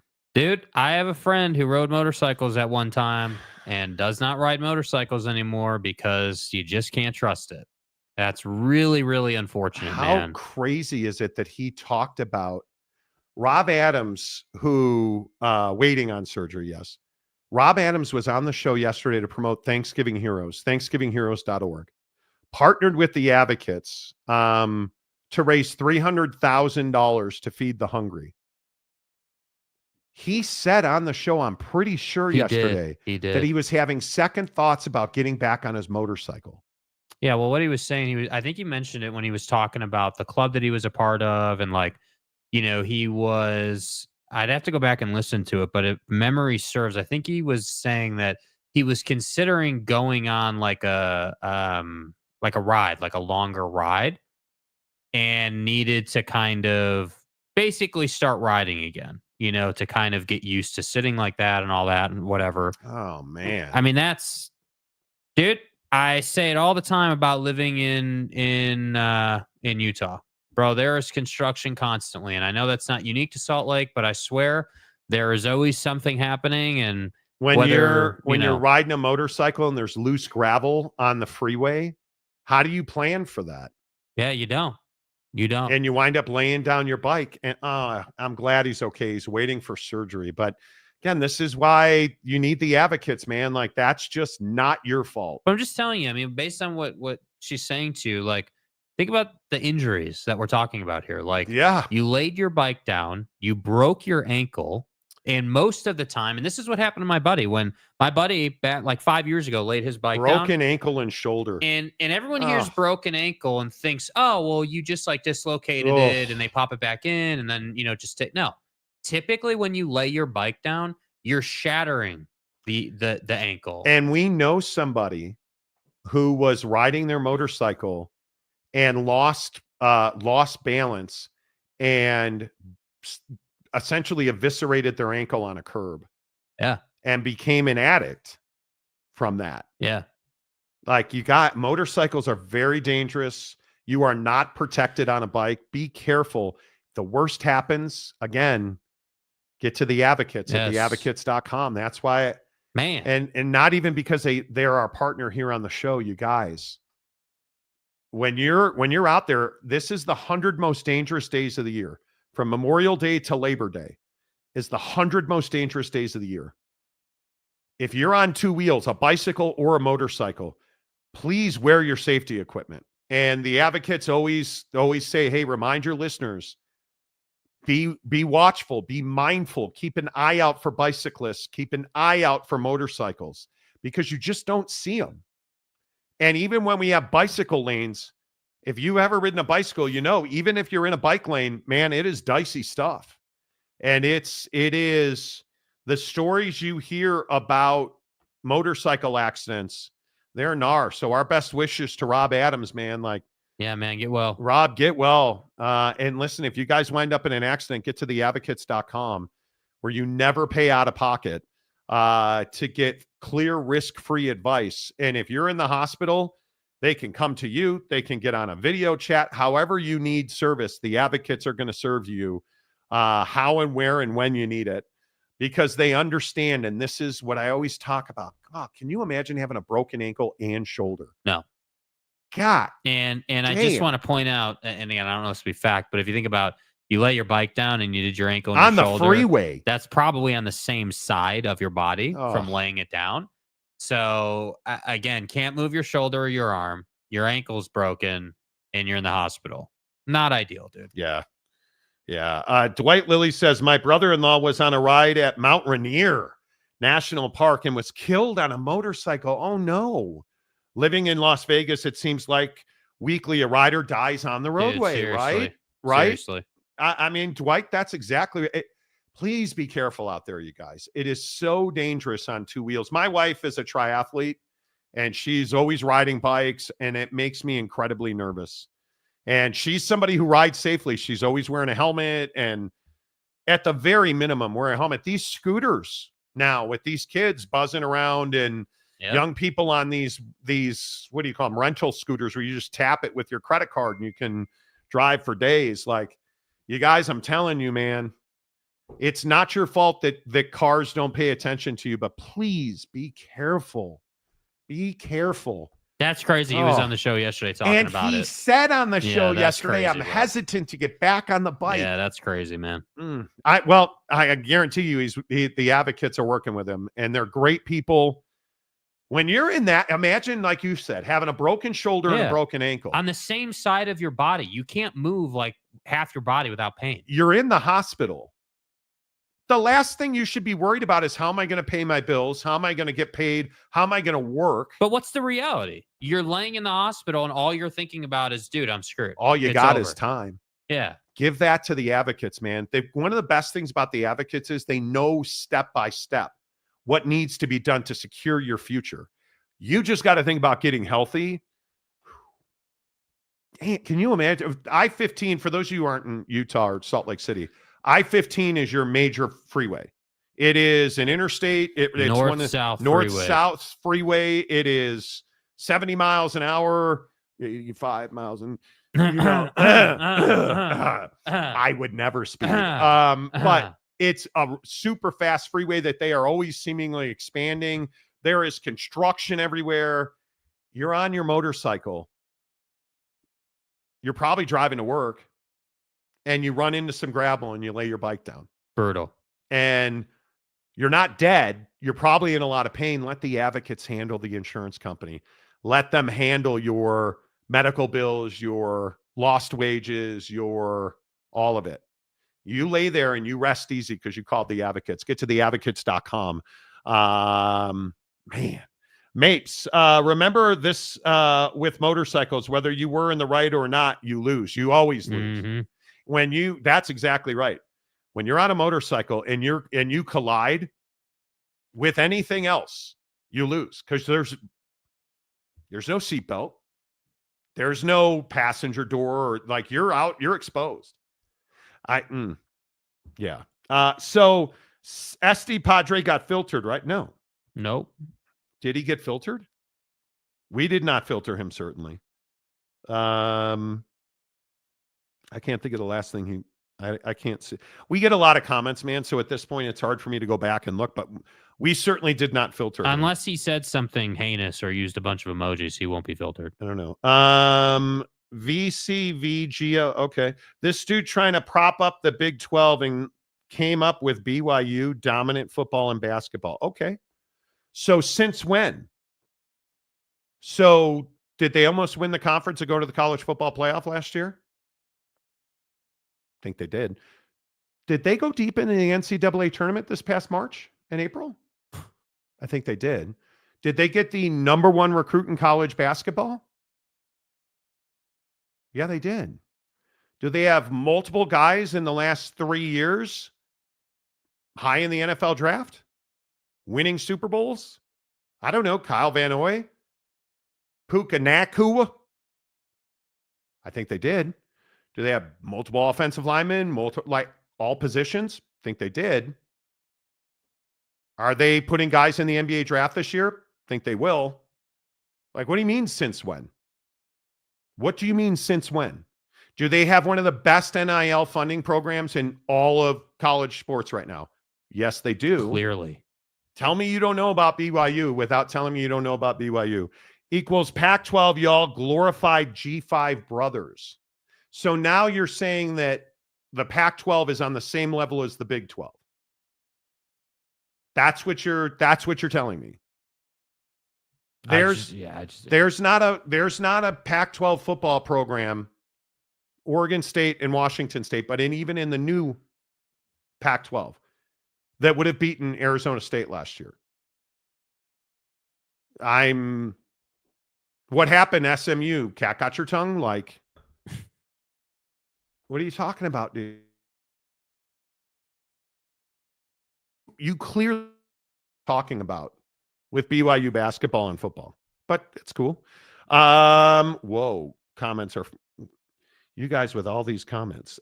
Chad Perling. Wow, I'm watching YouTube. You're talking about a motorcycle accident and a section of the Alex Smith ad pops up, including shot of his leg. Bro, I'm telling you, YouTube is absolutely goated for stuff like that. Like isn't that crazy? I don't know how they do it. I don't know how they've got it that dialed in, but they do. So I was researching chia seeds because I eat a lot of chia seeds. I put them in my oats, and on my phone I was doing that.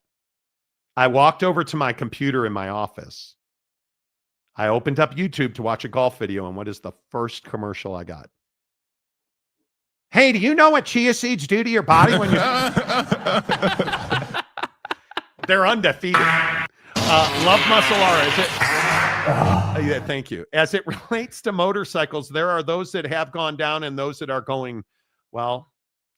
There's a lot of people who believe that if you ride a motorcycle long enough, it's just a matter of time. It's just a matter of time, bro. Yeah, it is. Yeah, unfortunately. Did Jason Washington or Washington Jason get filtered? Gonna miss that guy. Cough Ferris. I don't think he did.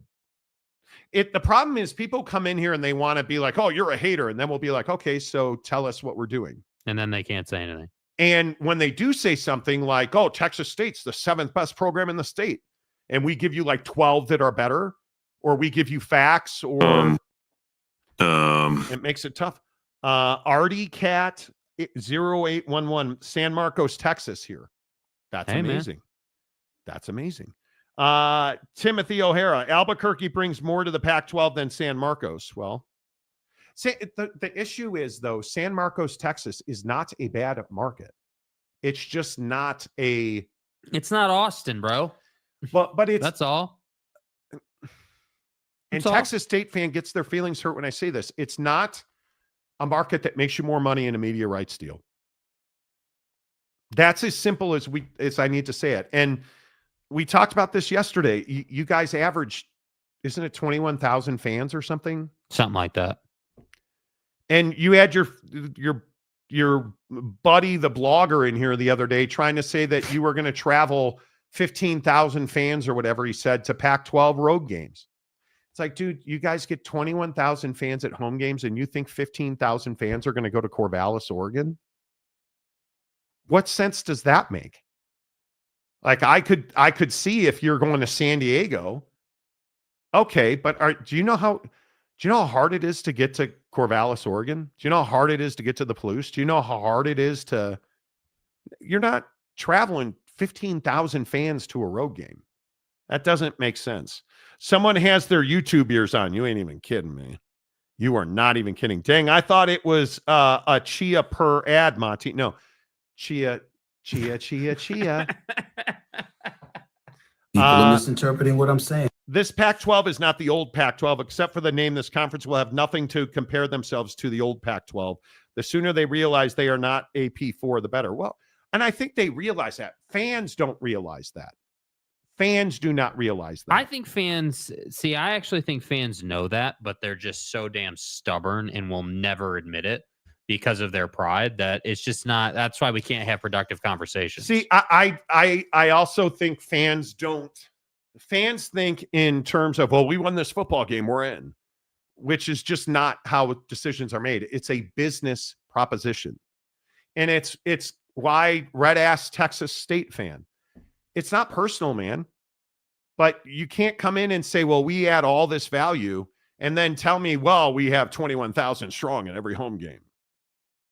And then talk about how you're a better football program than Baylor. Right? Baylor brings more fans to their stadium than you have enrollment.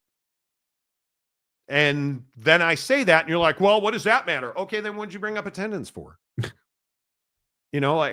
Just be unemotional about it.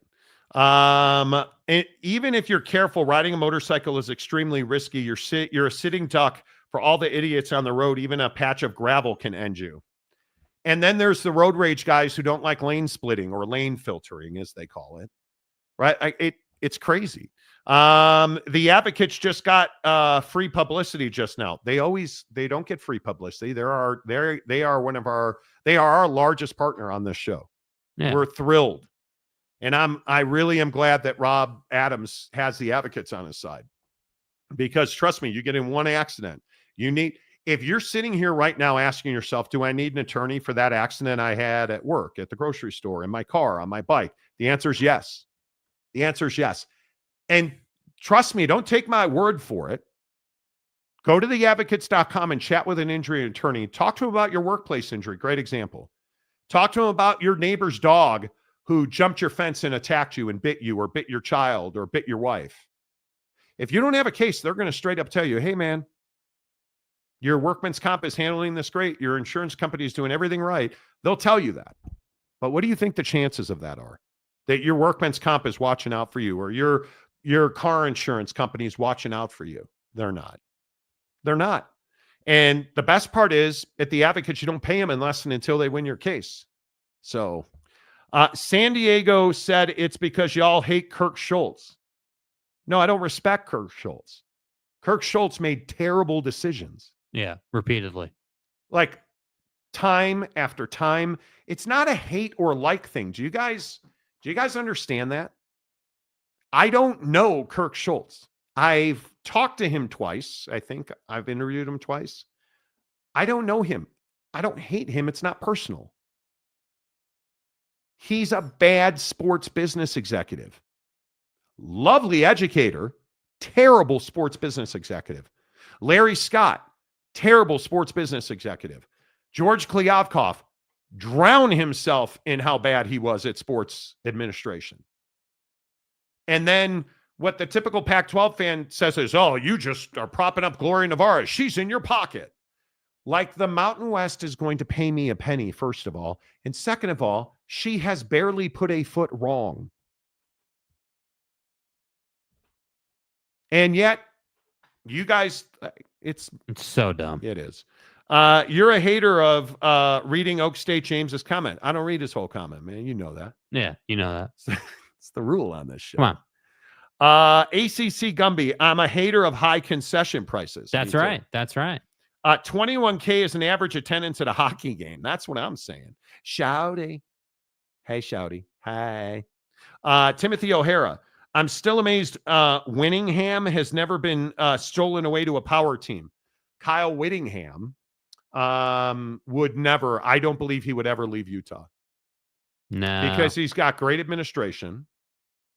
And I think you look at, since Mark Harlan has gotten to Utah, they've not always had a great relationship, but they've always had mutual respect, and they've all been pulling in the same direction. The athletic department of Utah is well-heeled, well-supported. He would never, I don't know what it would, I don't think it's possible.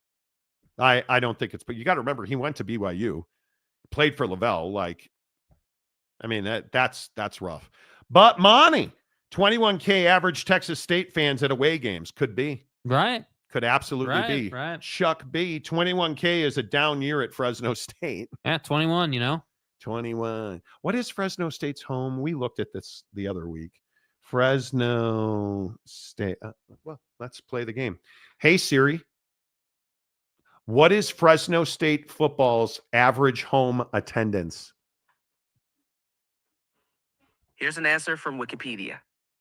The average home attendance in 2023 was 39,969 for Fresno State football. Great. Solid number. Yeah, great. Solid number. That's great, man. You know. Yeah. I'm not hating on that. It ain't 21,000, I can tell you that. All right, couple more, then we got to get rolling. Hey, look at that, my guy. Calford gifts 20 Monty Show memberships. Calford, I appreciate it. You guys all know that as members, we always read your comments first. Calford, always good to see you. I appreciate you. ACC West Coast Commissioner Gumby, Calford spending cash as if he's got a private equity deal. I believe he does. 2A or death. Someone here hit a bear on a motorcycle and died? What are you talking about? Yeah, what do you mean? I don't know that story. Shout out to Calford. Lopes fan Gabe, we at least have to acknowledge it's a little gross that the Advocates was like, hey, Rob is hurt. Use that in our ads. Well, I don't think that's what they were doing. She was just telling me that Rob, who was on the I actually really like it. Speaking of making it personal, Rob Adams is about the best dude in the world. Yeah. So I don't think that's what they were doing on any way, shape, or form. But I think it just works. He said yesterday on the show they represented him in his previous accident. So that's just the irony of him saying that yesterday. It's crazy. And then him unfortunately getting into a wreck today is brutal. Yeah, I mean, with all due respect, though, Gabe, like the inference that they're using somebody's injury. I think that honestly, dude, I'm a little surprised that you would even comment that, like, because I think I don't think that's what they're doing. Yeah, I don't think that's what they're doing. I know that's what they're not doing that. Yeah, I agree. Praying for Coach Prime. Yeah, how about that story? Did you guys hear that story? Deion Sanders away from Colorado football right now, dealing with an illness. He said he'll be fine and will be back. Isn't that the perfect example? You've seemingly got everything you could possibly want. You're making good bread in multiple revenue streams. Your kids are in the NFL. You've got this great football program. You're a successful football coach. Yep. And you cannot stay healthy, it seems like.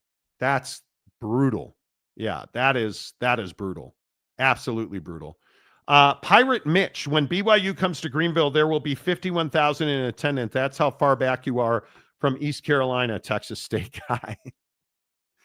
BYU travels in throngs, though, right? And that's not really an opinion. That's been bored out. Yeah, you mean, Mark, this game was stolen from us, Harlan? That's the same guy. Never same guy. Bear and tree yeah, careful with your emojis on this show. I'm just saying. Chewy Gonzalez, I'm choosing violence. Monty, having a male Siri voice is worse than a salmon pink shirt. What do you want me to do? Yeah. Use the British lady? Is that what you want me to do? Okay. But I'm happy to see, Chewy, this is what you incite, dude. Now let's play a couple of them. The colors of the sky fade with the setting sun as the stars. The colors of the sky fade. The colors of the sky fade. The colors of the sky fade with the colors of the sky fade with the setting sun as the colors of the sky fade with the colors of the sky fade with the colors of the sky fade with the setting sun. The colors of the sky fade with the setting sun. The colors of the sky fade with the setting sun. The colors of the sky fade with the setting sun. The colors of the sky fade with the setting sun as the colors of the sky fade with the setting sun. Hey, baby. I think that's the one. I think it might be the Irish girl. The colors of the sky fade with the setting sun as the stars begin to shine through the clear night. Who are you, Thomas Shelby? The clear night. That or Australia? The colors of the sky. No, that's British. The colors of the sky fade with the setting sun as the stars begin to shine through the clear night. I don't mind that. I'd hit that. Yeah, I don't mind Australia. Okay. Yeah. Hey, Siri, what is BYU's average home football attendance? Here's an answer from Wikipedia. 61,944. Are you happy now? That I'm getting ball busted on the voice of my Siri. I mean, what? The shirt wasn't enough? Is that bro? You guys, I have gotten 21 spam phone calls today. It is outrageous. It is absolutely outrageous. The Texas State Bobcats want answers. I want the truth. Okay, are we happy now? Yeah, Chewy, are you happy, bro? Or what's the deal, dude? Are we listening to Brittany Rogers here? Hey, I just try to deliver what I just people want my phone call. I just want my Siri voice. But Monty, the colors of the sky fade with the setting sun.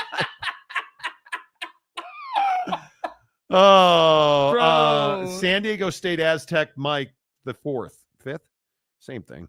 Gloria ruined the Mountain West. Why did the best programs leave? They have no confidence in her abilities. That must be it. Oh man, that must be it. Gosh. Only 20 of those spam calls were TCU fan James. Exactly right. Well, yeah, Where's James been today? Excuse me, it's horny James. By the horny way. James. The Horn Frogs, horny James. Because James is a fan of Baylor. He's probably at his class. It's fine. And speak of the devil. There quite he is. Literally. There he is. So when Gundy gets fired after this season, he can go coach at Texas State. Oh, so now you've joined us in the fire Gundy train. Is that correct? Or is that what we're doing now? God, what did I do to deserve Oak State James? So get your facts straight. Johnny Gonzalez, name 21 spam callers better than Texas State. 21. Okay, that's enough. Stop, please. Bro. I'm Texas State. Texas State fan ruined themselves. That's all I can. That's all I can say. We're the 7th best team in Texas, Monty. I don't think so, bro. It just is. I don't think so. It is what it is, and that's fine. I don't even. Well Monties, dude. Yeah, no well Monties. All right, let's switch gears a little bit. Get to the NBA on the Monty Show. Thanks to our friends at Prize Picks. Prize Picks, the official daily fantasy partner of the Monty Show.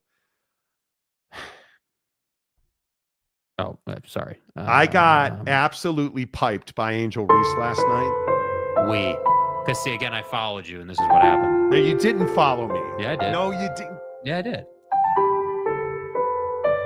I deserve better. The good news is Jalen Williams tonight is half a point in the NBA. So you're absolutely correct. Okay, now here's the part where we kind of have to discuss how stupid Jake is. Should we, in the comment section, should we trust Tyrese Halliburton to score 12 points tonight? Dude, you're being an a-hole, dude. 8 points? You're being an a-hole. Because his number has been 16.5 points. And he's averaged 18.4 in his last 5 games, but only because he had 32 against the Knicks one night. It's been 32, 8, 21, 14, and 17. 21. 14 and 17. And those 17 points the other night came in garbage time. He had 5 points going to the fourth quarter. I'm going points, rebounds, and assists more than 31. 31. Can you do? Dude, I think that's a lot. I think I would probably be more comfortable with 3-pointers attempted. But how many 3-pointers did he attempt in the first 2 games of this series? I don't know. How about 0? Is it? I said it says 0. That's shocking to me. Are we? And let's look that up because I want to make sure that we don't get Jimmy the Texas State or Fresno State bro in here being like Tyrese Halliburton went to Fresno, Kentucky, and he shoots threes. Let's see. I'm being a jerk. Tyrese Halliburton in his last, he did not. Are you serious? No, that's not true. He was 3 of 8 on 3-pointers on Sunday and 2 of 7 last Thursday in game 1. Does he attempt? Did he not have any free throw? He had 0 free throw attempts. He didn't get to the line one time. Yeah, he played like crap, dude. We get it. That you said he was a superstar. That can't be right. Never said he was a superstar. You said he's the best player in the NBA. Never said that. Jake didn't actually say that. 2-pointers made, or excuse me, 3-pointers made, 2.5. He's got 2 in one game and 3 in another. Mm-hmm. I'm going to say he's going to go more than. Dude, I'm telling you, the guy is a points, rebounds, and assists guy to me. But you want to go that route? I got Jalen Williams for half a point, Yep. Tyrese Halliburton for 2.5 3-pointers made, and Alex Caruso for 5.5 points more. Is that the best I can do on him? That is the best I can do on him. I took SGA for more than 9.5 free throw attempts tonight. No, he's a free throw getter. Excuse me. He's the not. Free throw merchant. He's not. Yeah, he takes the same amount or less than any other guy in the league. He doesn't bait the whistle at all. No. He isn't a guy where you're like, oh, dude, I got to have that. Yeah, I don't think you got to have that. I'm going to lose on Alex Caruso tonight. But 20 to win 180 on the Marty program. Yeah. Download the Prize Picks app. Use the promo code Monty. You deposit $5. They'll give you 50 more instantly. Jake, should the Boston Celtics blow up their lineup? I mean, I think this is a difficult one. I think Boston is, there's a bunch of rumors out today from Shams that, they're looking at, they're allegedly taking calls and having conversations about, Jaylen Brown and Derek White and Drew Holiday. I would absolutely be shopping Drew Holiday. He's got value.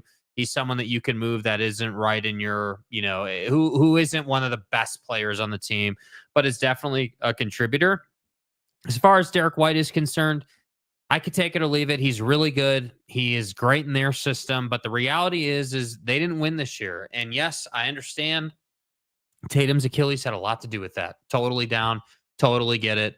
But the reality is this team has been getting there and not getting over the hump. So should they blow it up? I mean, I think that's, blowing it up is relative, right? I mean, we've seen what the Warriors have done. We saw what the Heat tried to do after LeBron left. Like there are definitely varying levels to blowing up your team. But I just think what the Celtics need is they need to find a way to consistently be able to beat the good teams in the East come playoff time, because the reality is they have not won enough. Yes, they have a championship with these two on the roster, but how many times have they been to the Eastern Conference Finals? How many times have they been there and lost? It's the same conversation everyone wants to have about LeBron, right? How many times did you go to the finals and lose? Like at some point, something's got to change. And I think that's why Boston is looking at making roster changes. Yeah, I think their team is not special or unique. I think they're at a tipping point because Jason Tatum is going to miss a significant portion of the upcoming season. I'd blow it up. I don't think that Jaylen Brown is a championship player on his own. I don't think that they can sustain this level of excellence without Jason Tatum. And I'm not even sure he's a franchise NBA best type player. I think he needs running mates. I don't think he's LeBron in his prime. I don't think he's Steph in his prime. So yeah, I would 100% say that the Boston Celtics should blow up their roster. And if it means they have to trade Jaylen Brown, I would do that. If it means you have to trade Derek White, I would do that, because as soon as you trade Jaylen, you're not a championship team anymore. Right. So I would do that. I would trade Kristaps Porzingis. I would trade Drew Holiday. I would trade the older players. Al Horford would not play another bounce for me. I would move on and rebuild this roster. And I think when you start looking at the NBA trade machine, I will again tell you that the Utah Jazz will be in the middle of that. And talking to folks around the NBA the other day about what the Jazz are trying to do, I think they, as we have said, they are going to make significant trades with their veteran players. And I think Lauri Markkanen could be one of those guys. Now, I know they're big game hunting, and I know they just hired Danny Ainge's kid, so of course they're trying to win, right? I think Ryan Smith finally is starting to understand that his free pass in this town is over. And I think that he knows he needs to try and win. I think they're going to be in it. And then there's this situation with the Knicks. And the Knicks can't seem to get anybody to allow them to interview their coaches. Jay Wright, the former Villanova coach, said, thanks, no thanks. The Knicks have gotten a no from Houston on Ime Udoka, which I'm not surprised about. Right. I am not surprised about that. They got a no from Dallas to interview Jason Kidd. They got a no from Minnesota to interview Chris Finch. They got a no from the Atlanta Hawks to interview Quinn Snyder. I mean, it is really going to be difficult for the New York Knicks to go out and find anybody who's not named Michael Malone. Yep. And if you don't go and hire Michael Malone. But here's what I don't understand. Why wouldn't you want to hire Michael Malone? Like, of all those names you just listed off, I'd rather have Michael Malone. Like, I would take Michael Malone over Jason Kidd. I would take Michael Malone over Quinn Snyder, with all due respect to Quinn. You know, like, I would take Michael Malone over all of these dudes, mainly because dudes won. Like, he knows how to win. He knows how to coach big personality. He knows how to deal with drama. Like, the only reason he's not the coach is not because they sucked. It's because ownership wanted him to play the young guys a little more. Like, are you serious? Yeah. Like, so what do you mean? And this is what I'm most concerned about with the Knicks. What do you mean Mike Malone is not your number one option? Like, why are you going around? And I understand there's a process and all that. Okay, blah, blah, blah. But why are you trying to make this harder than it needs to be? You're not the Phoenix Suns. You can't afford to hire some young head coach who you're taking a flyer on, with all due respect to him in his 20 years. You're taking a flyer on that guy, right? You have no idea if he's going to pan out as an NBA head coach. This guy's a proven commodity. This guy is, it doesn't get more proven than Michael Malone. So I don't know. I don't know what the Knicks are doing and why they're making this more difficult, because the reality of the situation is this free agent cycle is not going to be easy. And ultimately, the Knicks are a team that are trying to get in on the Kevin Durant sweepstakes, if you will, and want to be involved in that. But the reality is, like, you're so focused on taking your time with your head coaching search that, you know, KD is out here rumored to be favoring San Antonio, which I'm not buying. Like, get involved, get in. Like, if you're the Knicks, I don't know how you're not all in on. How are you not all in on Kevin Durant? Especially because you have Bridges. Especially because you have built-in chemistry already. Like, come on. Wow, Greg Hawkins. Wow. Look at the pimp returns. Monty, your thoughts on possible starting pitchers Jed Hoyer and Craig Counsell could add this year? Bro, I thought you said they were going to add starting pitchers. And I think they will. I think the two that they are most heavily linked to is a blockbuster with the Atlanta Braves for Spencer Strider or Chris Sale. And both the Strider and Sale, it's funny, I was looking at Spencer Strider earlier. Their biggest issue is that Spencer Strider is not returned to form. And it's something that I think is going to be very difficult for them to overcome. He is 0-5 with a 5.40 ERA. And he is, like, against the Giants, they lose 4-3. Strider went 6 innings, 3 hits, 3 earned, 3 walks, and 5 Ks, and they lost. And it's just been one of these things where, you know, when you have a guy that you know is best pitcher in baseball capable, a guy like Spencer, like, I think you would agree with that. Yeah. But he's coming off, I think he's coming off a TJ. Mm-hmm. And he's not been that guy yet. But he's not been bad. I don't and the 5.40 ERA is a little concerning if you're a Braves fan. But you got to remember, dude, guys like him, and we've seen this before, right? Like, you know, you look at DeGrom, you look at any of the guys who have had TJ who are fastball pitchers. And he is a power pitcher. He's a power pitcher. You know, guys like that, you know, it just seems like, you know, it takes them probably, you know, half a season probably worth of innings to really kind of find that top end gear that they had before. And that's why I'm saying, like, whether it's Strider, whether it's, you know, DeGrom, like, you know, but Chris Sale has been a guy that's coming off of, and he's dominating now. Yeah. I agree that he has been back to what he was doing. Chris Sale has looked really good. Yes. Are the Cubs willing to pay Chris Sale? Are they willing to give up the prospects because Shota's going to be back here? I'm hoping, as a Cubs season ticket holder, I cannot wait for the 4th of July. I'll be in Chicago for the St. Louis series. Well, are you prepared for the humidity? No. Will this polo make an appearance? No. I am not. You don't prepare for that humidity, but No. I'm prepared. I am certainly prepared to go and enjoy some Gibson Steakhouse. Yes. That is for certain. But the point is, right. Yeah. I am hoping by the 4th of July in that home series that's the return start for Shota. Because I saw him once on opening day. He was spectacular. But you look at what we're running out on the regular. Jamison Tyone, we got shelled again today, 7-2. And this is what I've said about the Cubs all year. What happens when the bats cool off? Then what?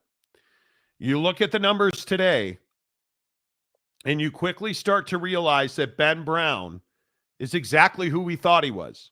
5 2/3, 8 hits, 6 runs, 3 earned, 5 Ks and a bomb. But at least we got Genesis Cabrera from the Mets, who promptly came in and went 1 1/3, a hit, an earned run, 3 Ks and a bomb. And the Cubs lost 7-2. Yep. Because Luzardo, who is actually, and I know this is crazy, but Jesus Luzardo has ace caliber stuff, even though he's not their ace. 6 innings, 5 hits, an earned run, and I'm sorry, did you say 0 walks and 10 strikeouts? You're not winning that game. And the Cubs now, we're starting to see, and I hope I'm wrong, they've lost 3 of 4, and they're starting to come back down to earth. And if we really get into it, they've lost 4 of 6 and 5 of 8. We're trending in the wrong direction, and you still have a 5-game lead in the Central.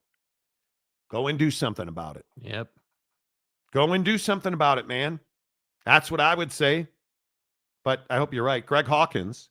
Ben Brown is not going to cut it. Neither is Colin Ray. Well, those are bottom of the rotation dudes, right? And I think you're only as good as your last 2 starters during the regular season. They're never going to see the bump during the postseason if you get there, right?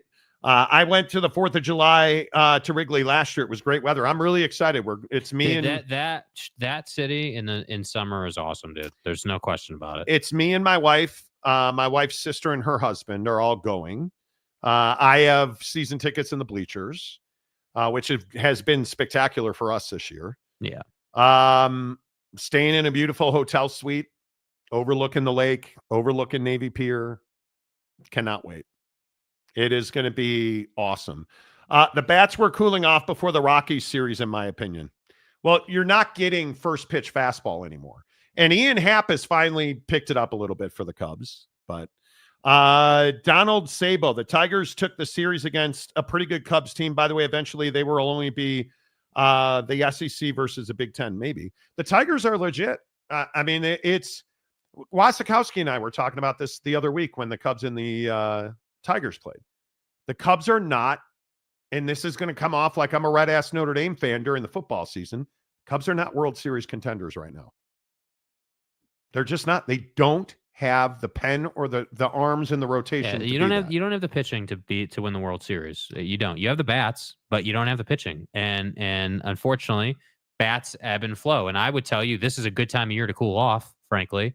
Well, if you're going to go on a cold streak, now's the time. You want to get going. Again, I would say if you're cold, like let's say this were to extend, through the end of this month, get up heading into the All-Star break, I wouldn't have any problem with that. If you can have a good July as a team and a good August as a team, you're in a good spot heading into the postseason. But the reality is when you play the good teams like the Phillies,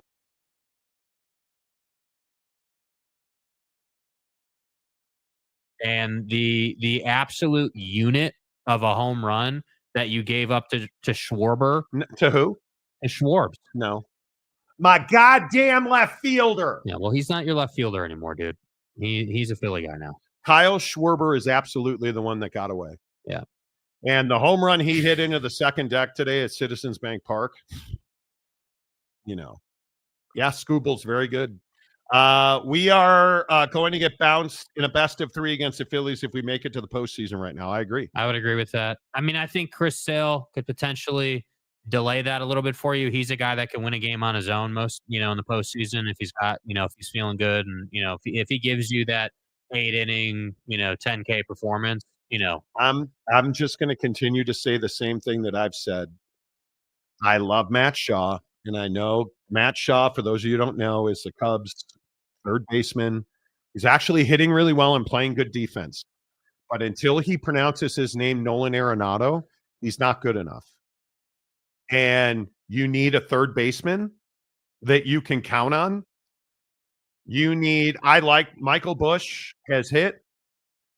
You need to upgrade Justin Turner. And if I can turn Matt Shaw into Justin Turner and start Nolan Arenado and give me Chris Sale, that's a team that can compete to win a playoff series. Are you the Dodgers? Certainly not.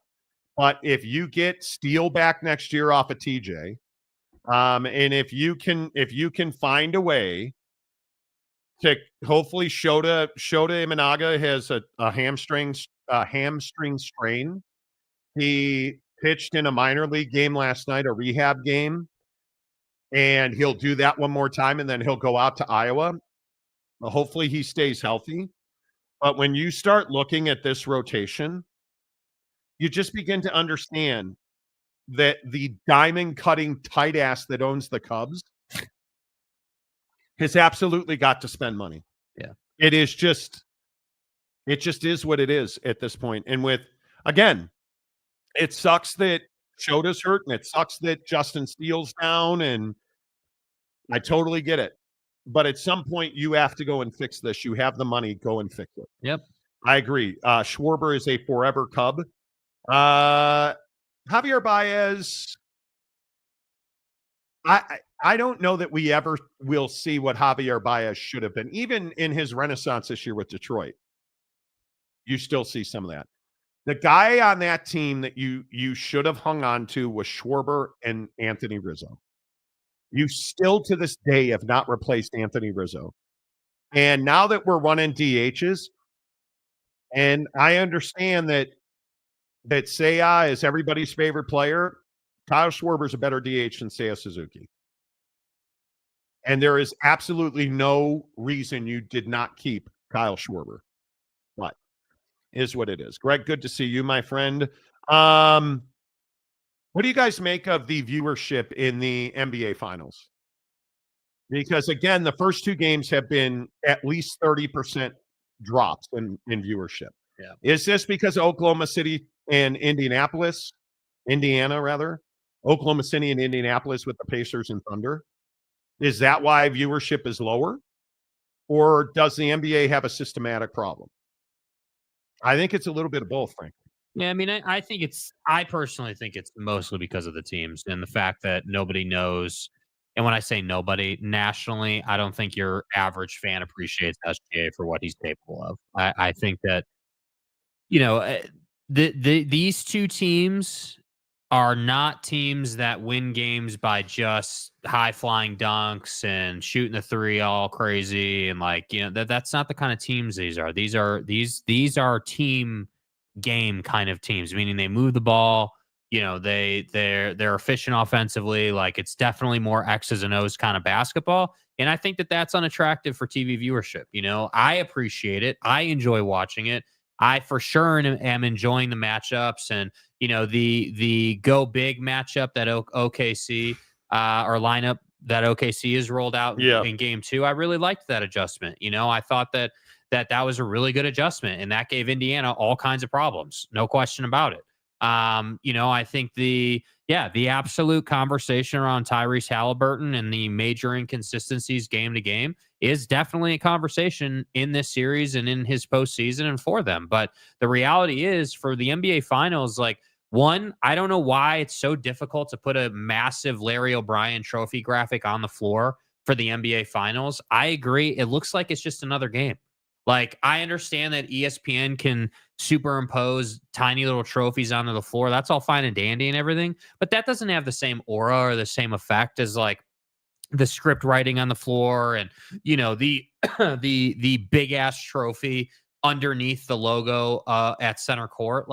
It's different now, and I don't understand why the NBA doesn't pay homage to its heritage, to the olden days of what what is the point of having customizable floors if you're not going to do that? You're happy to, you're happy to give us pink and purple and, all these crazy ass floors for the in-season tournament, but you can't give me a custom floor for the NBA. Like, what are we doing, dude? So when you say like, hey, why is viewership down? That's why viewership's down. Real quick, by the way, speaking of the Detroit Tigers, what just broke? What? Jackson Jobe is going to have UCL surgery. That sucks. If you guys don't, you don't probably know who that is, but he's a starting pitcher for the Detroit Tigers, and he is done. He is going to have Tommy John surgery. Wow, that's a huge blow for them. But I agree with that, and I agree with this right here. Is the NBA even advertising the finals? I haven't seen any ads. Totally agree with that. Haven't seen much on social media about the finals. Totally agree with that.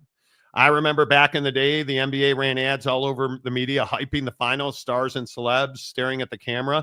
But that's when it was in Los Angeles and Boston, Chicago, New York. That's when it was in its prime. And I think we've gotten into this social media streaming era. And I agree with you. The graphics on the floor is a real problem. This is $1 billion operation that can't figure out how to put the right graphics on the floor. But you can figure out how to do outrageous colors for a tournament nobody cares about. Exactly. Like, it just bothers me. It bothers me. I like, well, you should have the big ass trophy at center court, and you should have a script on both half of the court. The like classic NBA Finals logo. Yeah. Like, this is not like, and I feel like we talk about this on the show on a pretty regular basis. Like, we're going to talk about the U.S. Open here in a couple minutes. And I feel like this is kind of up the alley of that conversation. Like it's not like sporting events have certain like items that about them, right? Like the NBA finals should be the trophy, the script, it should feel big. I should be getting, like one-off interviews with players pregame, that are highly produced and feel like 60-minute interviews and like, all of that. But we're not really getting that. And, I feel like, Commissioner Adam Silver just, to me, is not a good commissioner. Yeah, like, I'll keep saying he needs to be replaced. Like, and I just don't know why that's such an unpopular take. Like, the guy, you want to talk about what is a sports league, not just the NBA, what do sports leagues need to thrive, to really thrive? Well, you need a recognizable commissioner, in my opinion, someone that's always talking about the league, always out in front of it, always the person you look to for answers. That's number one. Number two, you need 2 to 4 faces of the league, in my opinion, like 2 to 4 guys that you can put on TV on any given night and get really quality TV viewership numbers. Bro, I got to tell you also, I have the attention span of a gnat right now. The NCAA track and field finals are going on in the background, and South Florida and Minnesota just had an unbelievable 4x100. And that was one of the most entertaining things I've watched all week. There is nothing better than watching 2 dudes sprinting at full speed on a track, and one guy is just running down the other guy. I love that. Okay, I'll shut up now. Delaric, they should be trying to hype. Come see our new stars, since it's not one of the bigger market teams. They should be doing something, but they're not. Why? Game 3 of the Stanley Cup was amazing. Was it really though? I actually didn't think it was amazing. I didn't watch most of it. Blowouts like that are never good for a championship final, and having a line brawl at the end of the game is not good. No, that's bad for the NHL. They should be trying to make a push of some of these unknown young guys, make stars instead of stars try to make themselves. I don't disagree with that at all. I think SGA is a guy that's not well enough known in this league. And I think he is truly the only superstar in this series.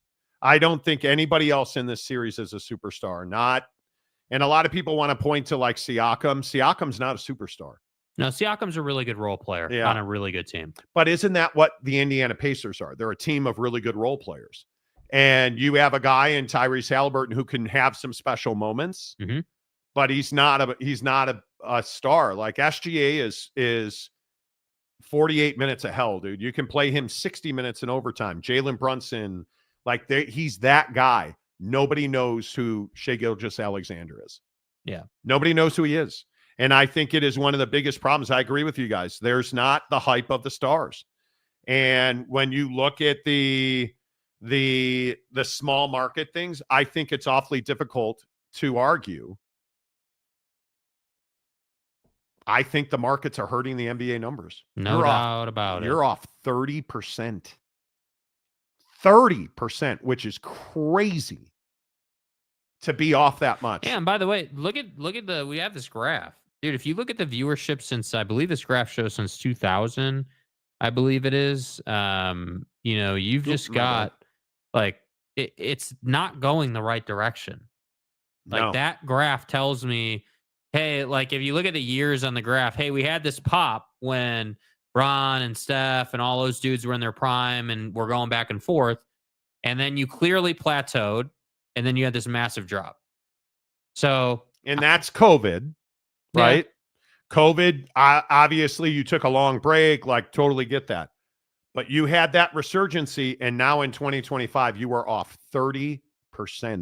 Yeah. And you think I'm a frozen envelope guy. Why do you think Cooper Flagg wound up in Dallas? Yeah, because they want him in a major NBA market. And Dallas is a major NBA market. I think that's why you're seeing that. And I agree with you 100%. I just go back to this thing, and I know you guys don't want to see it, this thing with Victor Wembanyama now, spending his summer as a monk in China. That's not good for the NBA. That's not good. Who's saying that to VW? I think this league does not have a face right now. No. And I think it is a real tragedy that you don't have a guy that you can say, yep, that's the best player in the NBA right now. You don't have a guy who you can be like, oh, he's the biggest star in the league. I got news for you. That's LeBron James. LeBron James is still him and Steph. Those are the two guys, if they walk down the street, they're not getting away with it. Kevin Durant's in that book. In Phoenix, I think Devin Booker's in that. If he's in Phoenix, New York, yeah, probably Los Angeles. If Devin Booker's walking down the street in Chicago, how many people are going to be like, ooh, that's Devin Booker? I don't know. Because I could tell you, we were in Chicago. We stayed in the same building where all the Bulls live when we were in Chicago for opening day. There weren't throngs of fans around. And they were a playoff team, essentially. Were there throngs of fans around? There were not. Having covered the Lakers and worked around that team for multiple years, they didn't go anywhere without getting mobbed. And I could certainly Kobe and Shaq. Dude, I can tell you, Shaq and I had a really good relationship. And I spent a lot of time around him. Dude, I can recall a time where we were at Morton's in Beverly Hills. That cat, they had to have a line of security to get him in and out of there. That's not how it is in a lot of cities now. And I understand people see at the arena where there's a bunch of autograph seekers. Well, of course you do, because that's where the players are. But if you're Steph Curry and you're walking down the street in San Francisco, you're getting mobbed. Who's the best player on the Chicago Bulls? Yeah, I didn't think you would know the answer to that question. Right? If you're Jalen Brunson, can you walk down the street in New York? Nope. If you are LeBron James, can you walk down the street in Huntington Beach? No. If you're Shai Gilgeous-Alexander, can you walk down the street in Chicago and be bothered? Yeah, you can. Nobody's going to say two words to you. I honestly do not think, unless it is, I think in New York, the basketball fan in New York is a different cut. I think they'd know who he is. Yeah. Does anybody know who Jalen Williams is or what he looks like? Nope. I don't think so. I don't think so. So then you get Victor Wembanyama, who's living as a monk in China for the summer. I am not making that up.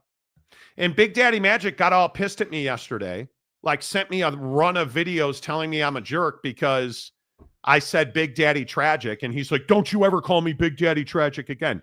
Your boy is in China living as a monk. Don't talk to me about him being the best guy in the league, dude. Are you out of your mind, Victor? What are you doing that you are living as a monk, right? And listen, yes, Greg, in Chicago, I can at least write it off to shitbag Reinsdorf owning the Bulls and White Sox, and nobody cares about either one of them. Victor Wembanyama is supposed to be the Shohei Ohtani of the NBA. And he's a monk in China right now. Am I making too much out of that, you guys? Hell no. Am I making too much out of that? No, I don't think I am. I think that this is a problem because you don't have a face of the NBA right now. And Cooper Flagg, I think, is really important. I think Cooper Flagg, that's the guy that will be the next face of the NBA. And they need him to stay healthy, and they need him to be really good for Dallas. Yes. That is not negotiable. Why do you think Dallas wouldn't fire Jason Kidd wouldn't let him go interview for the Knicks job? They need that team to be good. They need Kyrie to hurry the hell up. You know what I'm saying? Like, yes. I think this is a really dangerous time for the NBA, and I am telling you now, Adam Silver needs to be replaced. With who and how, I don't know. But Adam Silver needs to be replaced. But Monty, Flagg and DeBansa next year. Here we go. AJ DeBansa hasn't even played a college game yet. Let him play some college show you ball. what he can do, bro. Like, BYU fans are so ready. They're so ready for AJ to just clobber dudes. And I think he will. What BYU's got going on in basketball, oh my God. They have the money, and now they have the talent. So, you going to turn something else on other than track and field?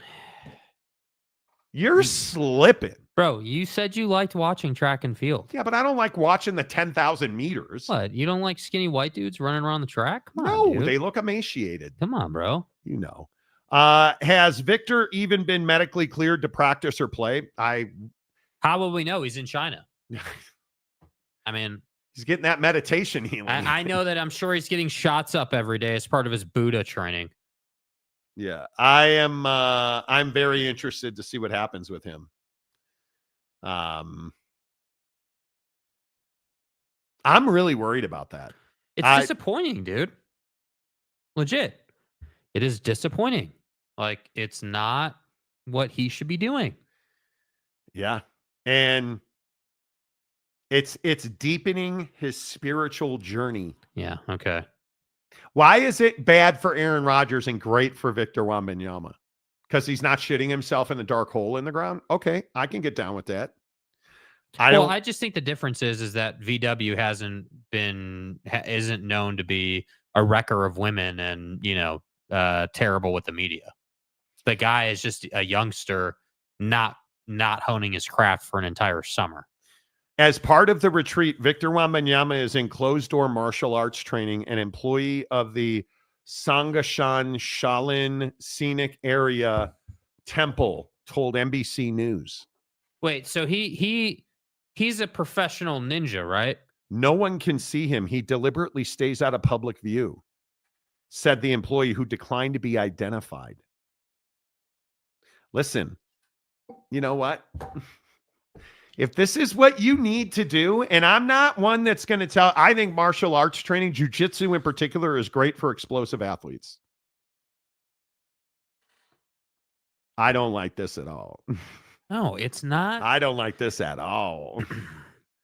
Victor Wembanyama missed the end of the season due to deep vein thrombosis in his right shoulder, for which he underwent surgery in March, not long after his first appearance in the All-Star game. The time he was averaging 24, 11, and 4 assists a game. That's HIPAA. Retreats at the Shaolin Temple have become increasingly popular in recent years, with celebrities visiting China. Visits there usually combine meditation, kung fu martial arts, and Zen Buddhist practices. Hey, listen, I'm all for it, as long as you get your ass back in the gym, because the NBA needs Victor Wembanyama. I just don't understand why this is even a conversation, dude. This is not good for his development. This isn't good for the Spurs. This is certainly not good for the league.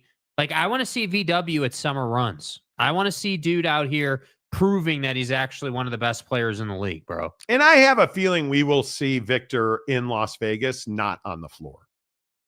He needs to be at Chris Brickley's runs. He needs to be playing in those. Everybody who plays in those Brickley runs improves. It's almost a rite of passage. Jiu-jitsu was also good for Tommy's wife. Hey, dude. Johnny Gonzalez. No one can see him. What does he think he is? John Cena? Yeah, you know what I mean? Like, it just... Jake. Dude, I'm trying to be pissed off here, and you guys want to make John And Cena his name jokes. is John Cena.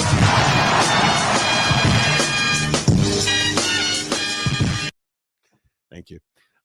Difference between Rodgers and Victor is that Rodgers waited 10 plus years to make his craziness be really known. True. It would hurt the Big 12, but Yormark's next NBA commission would be good, I think. They need somebody. Did anybody see what Brett Yormark said on the Going Deep podcast? Triple Option podcast. I know it's called the Triple Option podcast. I just prefer Going Deep. Okay. I used to produce that show, but here's Brett Yormark. Concept was out there not too long ago where the Big Ten and the SEC had 4 guaranteed spots. The Big 12 and the ACC were only guaranteed 2. When you first saw that model, what went through your head? What went through your heart? I didn't like it. And obviously that model's been out there for almost a year now. And I didn't like it because I just felt that it created a huge divide between us and those two conferences. Now, as you guys know, I have good self-awareness. I know where we reside in the world of college football. But I just felt that it put a line in the sand that didn't need to be there. I'm a firm believer in that if you create value, you should be rewarded, earn it on the field. Okay, every year's a new year. And by the way, with settlement, in theory, it should be creating a level playing field across the board. So I didn't like. Did I not say that? And that's exactly right. The house settlement should be creating parity, but it's not. And we'll see what this playoff model comes out to be. But what did Brett Yormark say there that I thought was so prophetic? I know who we are and where we are. I know where we stand. I'm telling you, that is the best commissioner next to Greg Sankey. And if the NBA could get him, I think he'd be an excellent commissioner. But I'm telling you right now, the Big 12's in good hands. Are they on stable footing? Stable footing? I mean... Is there a foundation for future growth and awesomeness in the Big 12? Yeah, I think so. Some of the schools got to figure their stuff out, but yeah, I think so. You got to win games. Yeah. You got to win games, man. Yeah. DVT is no joke. Deep vein thrombosis. Emphasis on deep. Going deep. But the setup looks like a struggle session. Blink twice if you need help, Victor. Bro, I was... See, I think Boyd is my spirit monkey. Because I was sitting here saying, wait, is he being held captive? Is he like a hostage that they're negotiating, that Donnie's negotiating the freedoms on? Right? Is that actually South Central and he's in a Buddhist temple and they're trying to deport him? Probably too much. But my point is, I was like, dude, are you happy to be there? Yeah, I'm just deep in contemplation and meditation. Rectally speaking, of course. No chance. My fucking ass. No chance, dude. No, when he has an off year this year, you remember Buddhism over the summer. World Cup moving out of LA. It's not the World Cup, it's the Club World Cup. There's a chance because Mexico is supposed to play there in some international matches. There are several Mexican teams and Mexican players. There's a chance that they're going to have to rework the Club World Cup, which is supposed to start, I think, tomorrow. This thing in Los Angeles is so ridiculously unnecessary. Yeah. It's crazy to me. Created, it exists already. What do you mean created? Okay. Johnny Gonzalez, G, I see you got BDM's boy. How much will it take to get him back to San Antonio before the season? I haven't heard this. Okay. Big Daddy Magic sent me a video, and I haven't. Big Daddy Magic, he's a special dude. Big Daddy Magic. He sends me a video 4 minutes before the show starts. I haven't seen it. Should we listen to it together? Sure. Player, I can't believe you did me dirty. Really reading James's comment, the fucking curse is real. Victor thinks he needs the diet. He's gonna be eating diarrhea lattice for 60 damn days. He needs to be in the right room. He doesn't need to regret those decisions. He needs to be under the combo. Victor with muscles, he's Superman. Now I have Stretch Armstrong. And I swear, if the Bills go to the Super Bowl and they did a fucking right, whoa, I'm gonna get mad.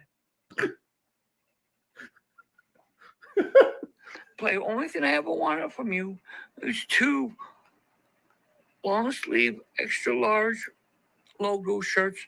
And what do you give me? A curse. A curse. Oak State James cursed you, not me. Please. And you ain't wearing no motherfucking extra large, bro. No. Hey, man, all I wanted was a medium. You're a liar. You're a liar. Bro. You cursed out Oak State horny James. I'm a call eating motherfucker. I love it. I love it. James, any response? James isn't on the show today. Anybody that Oak State James christens, Preston Stone, Stay hard. dead. Jake Retzloff, we all know what happened a week after James christened him. Ollie Gordon, going to New York for the Heisman, bro. DUI. Right? Like, brutal. You do not want James talking about your team. Gumby says fat. He's not fat. He just ain't no XL. He's big boned, bro. The Pacers will win in 5. There he is, horny James. Dude. Thank you for christening the Knicks. Or not the Knicks. It'd be the now you take the Pacers to win. 3/4 of this is inaccurate. I got a fever, and the only prescription is more BDM vids. Yeah, dude. They don't let you down. Player. They don't let you down. Yeah. I'm just telling you. They don't let you down. Big Daddy Magic. And I'll tell you, I probably should not play this video, but he also sent me another topless video. Oh, God. Yes, player, I understand that. What I'm trying to say is I'm socially awkward. Here you are, living the life and everything. You're always right about everything. You had a brain fart and said Scott would be better than Victor. I won. I'm playing Buster Douglas. My Mike 50 Tyson? minutes of fame was over a long time ago. And everything. By the way, that's a constitution And I behind agree him. with you. He doesn't need to lose weight. I didn't know about that one. I knew he was going to see Monks to be more spiritual, more mentally tough and everything. Right. But God, he needs to put on weight and muscle. We agree on that. Listen to how distraught he is. He's not going to last very long. Even I know that. Do you even lift? Yes, player. That's my guy. Bro. But wait, it gets better. Timothy. And as you can see, there's not much hope for you left. There's nothing tragic about me.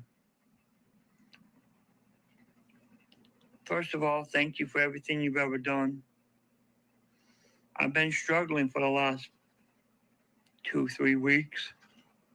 I don't know what to talk about. The Victor stuff, that's all I ever talked about. I hit a home run. Josh Allen got You had married. a brain fart, said that Scoot was going to be better than Victor. I won. Yeah, Scoot's not in a Buddhist temple right You're now. Mike Tyson. I'm Buster Douglas. I don't know that. Me to But fuck out. I'm annoying you now, and a lot of people have told me they wouldn't have put up with me as long as you did. I just never had a hit. I've never hit a home run this before. And I want to say, hey, thank you, because you helped me in business too. Not selling stuff to BYU fans was absolutely stupid. I have $13,000 in partial payments for Igor. Excellent strategy, BYU sir. fans want to buy my stuff, and they have a lot of money. I don't think you realize how much money they have. It's a lot. It's a lot. Timothy. Bro.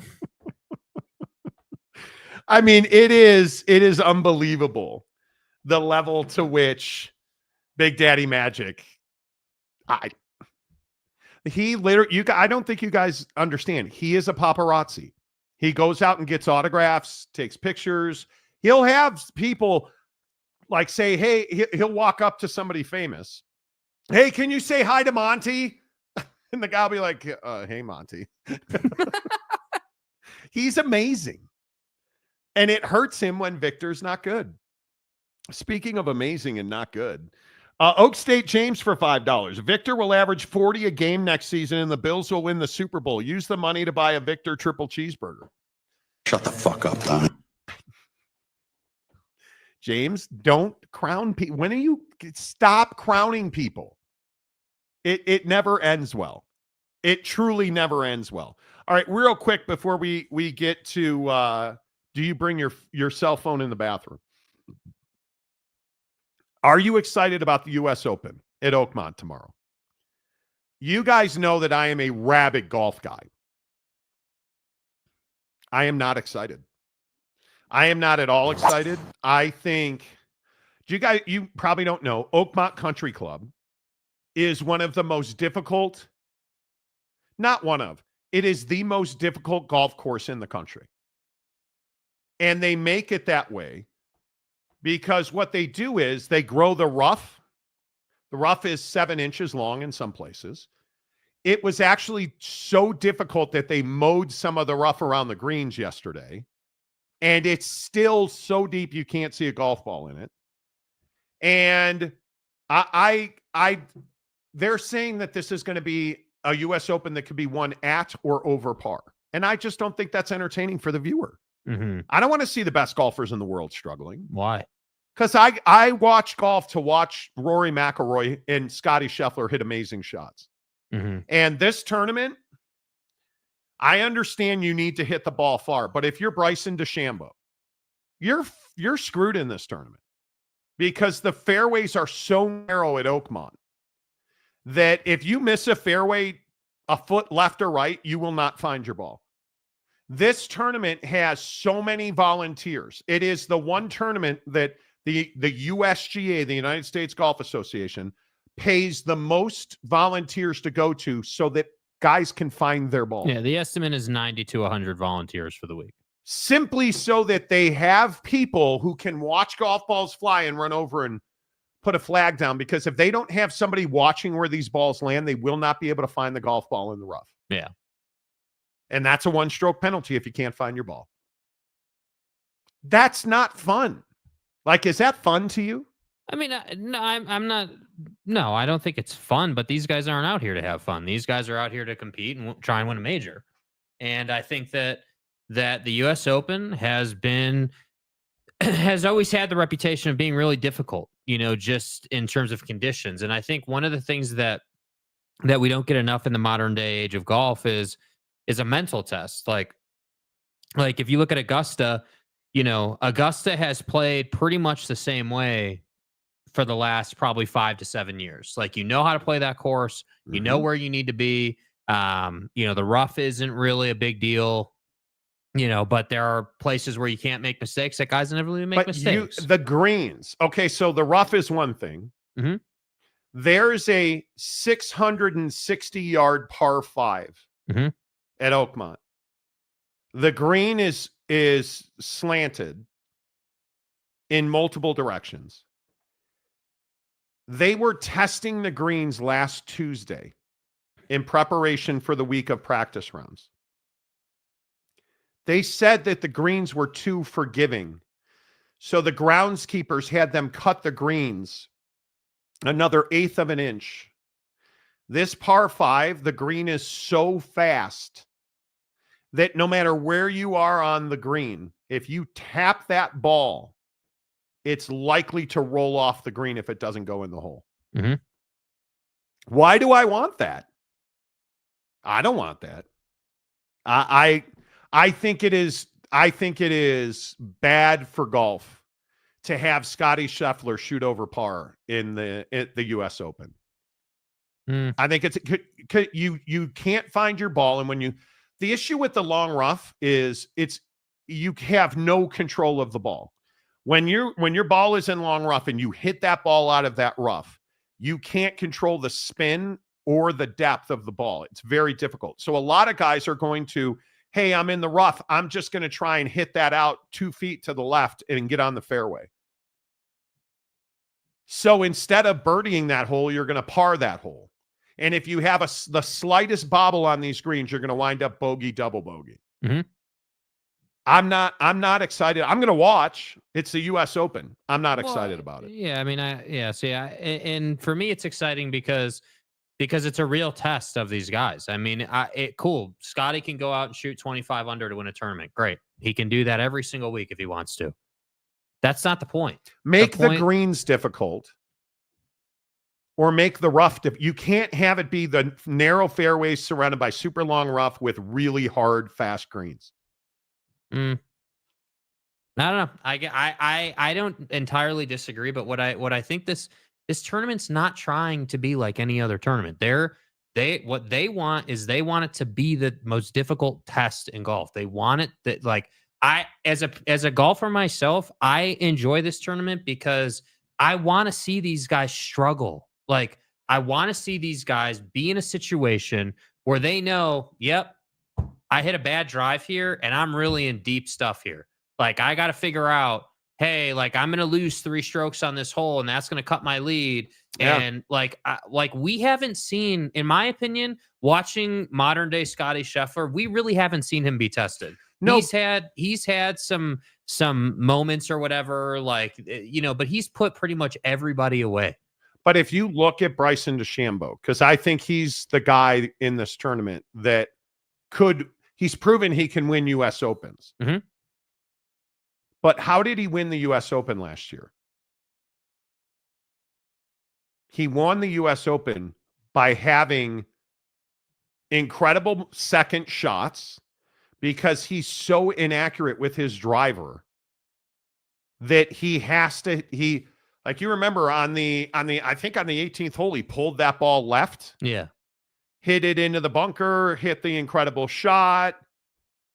You look at the way he played it at Augusta, couldn't control the driver. When you hit the ball as hard and as long as he does, it's very difficult to hit it straight. It is almost impossible. Anybody who plays golf, I'm that guy. My swing speed is between 117 and 120 for club speed with the driver. And I generally hit the ball between 280 and 320, and it's never straight. And when it's bad, it's far right. And when it's good, it's a cut. And when it's bad left, it's left. And I'm telling you, I do that at 100 and let's call it cut the middle, 118 miles an hour club speed, 165 ball speed. He's doing that at 190 ball speed and 120 miles an hour on the club speed minimum. Like, do you know how hard it's going to be for him to hit a fairway this week? And if he misses the fairway, and I love that they're saying, if he misses the fairway, that is some penal rough. Meaning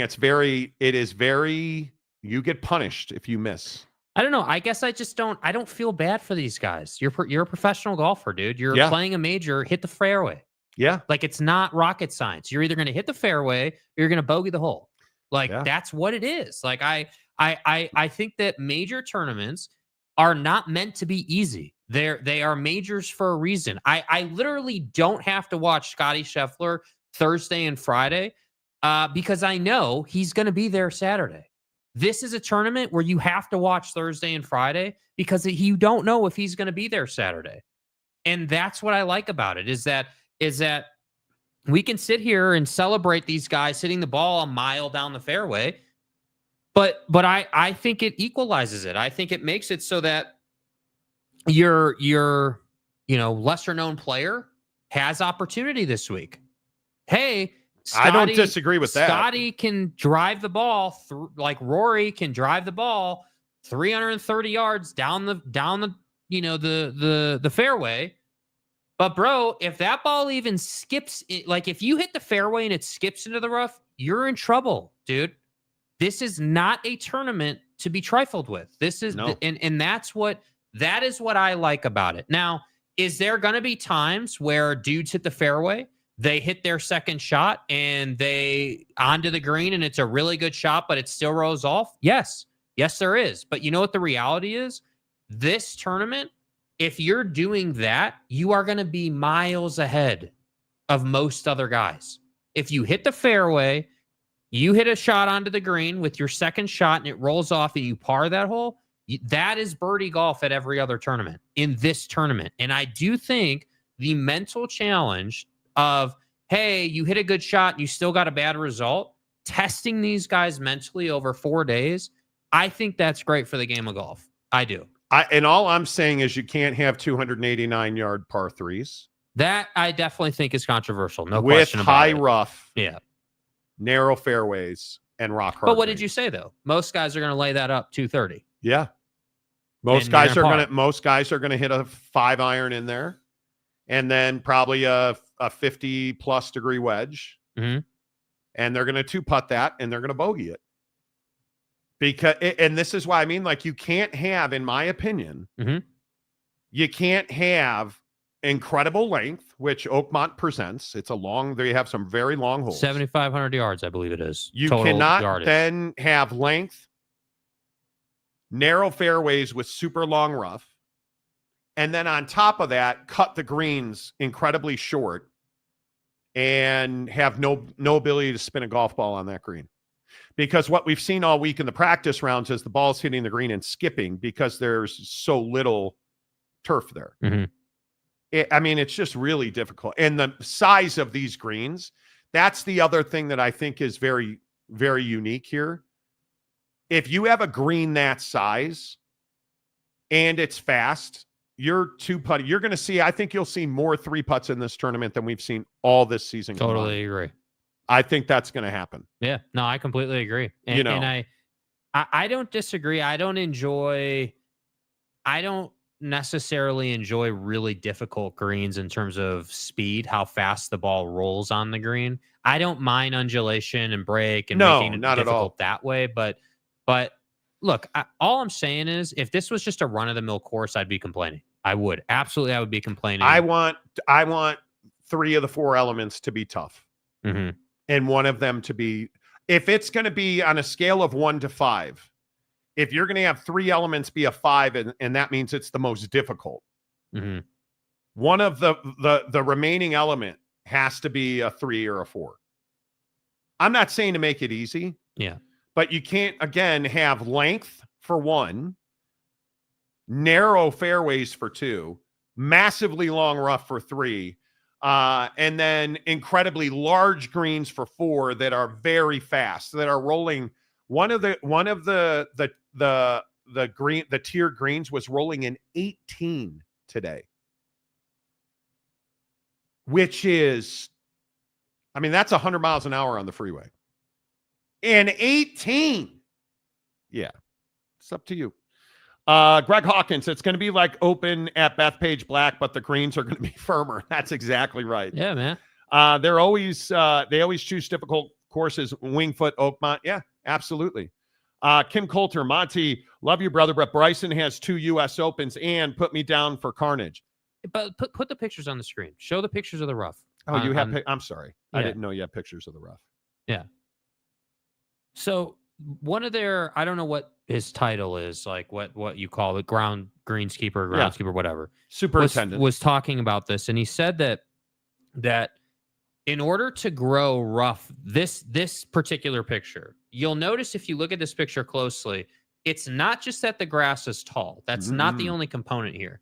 It's that the way they've taken such time, and this is what I appreciate, and this is what makes it difficult, to make the grass strong. Like the individual blades of grass are grown strongly because what they've done is they don't cut it all the way down and just let it grow in one swoop, right? They cut it all the way down, then it grows to an inch, they cut it back a little bit and let it, they built it up so to make it tougher. And they use a special whipping machine.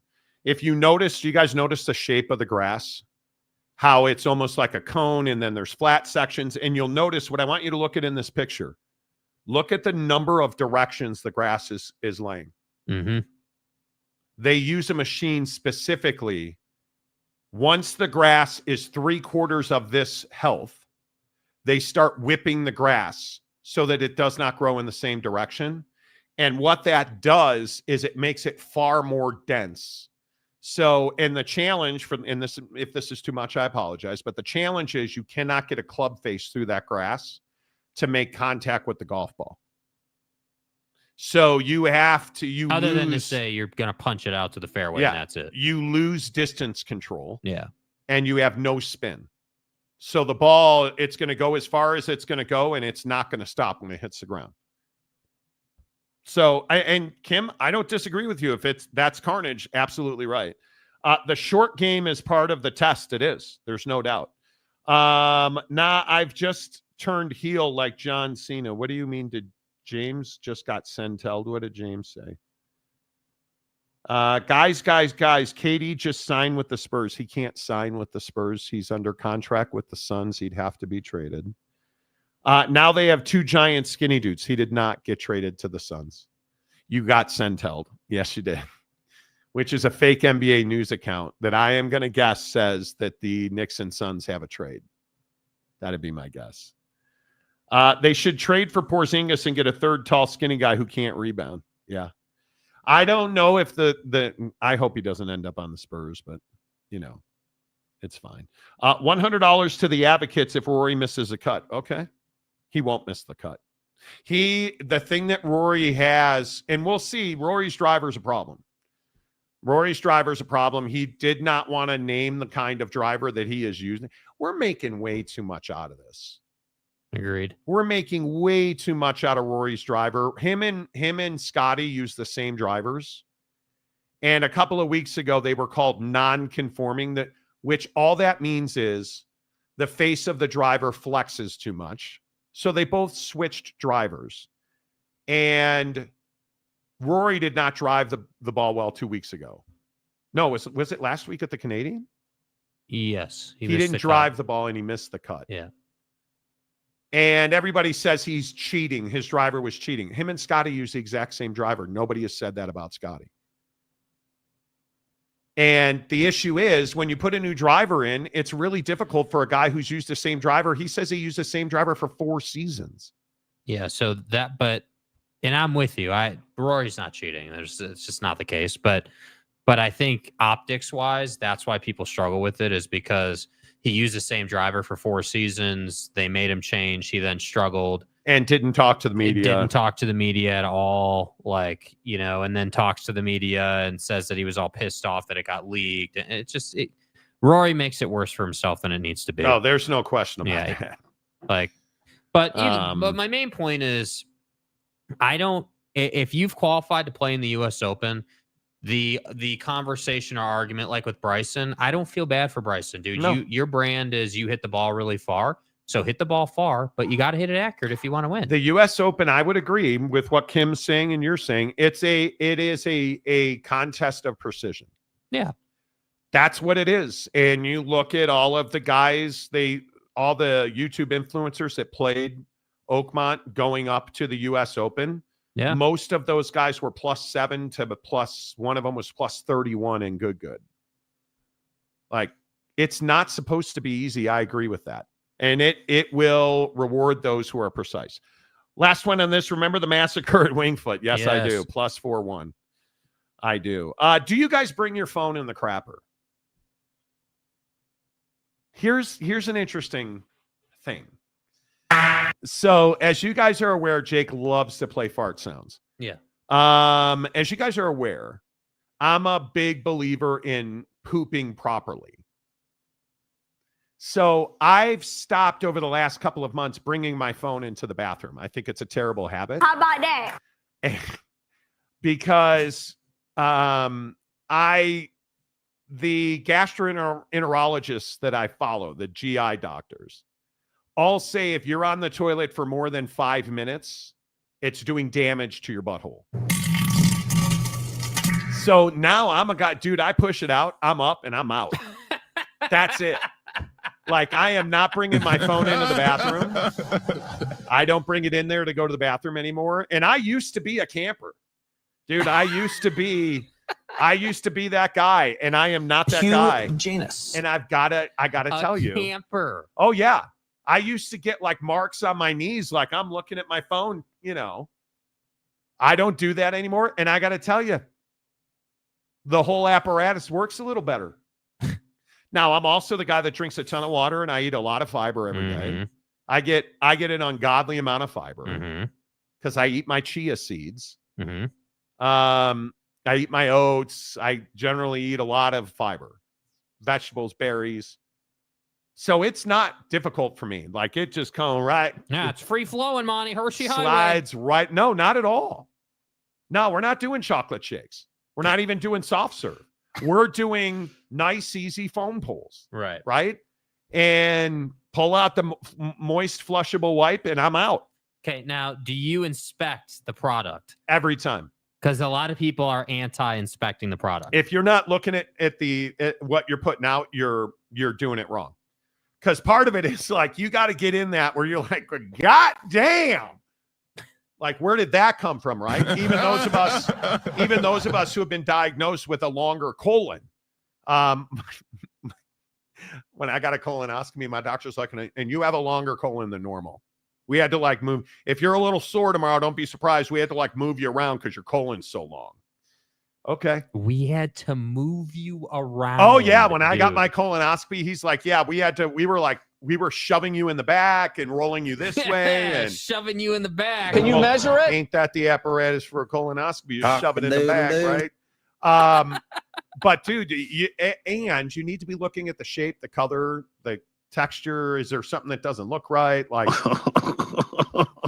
they're saying now it's in your 30s. You should be getting colonoscopies, man. So Jake, do you take your phone into the bathroom?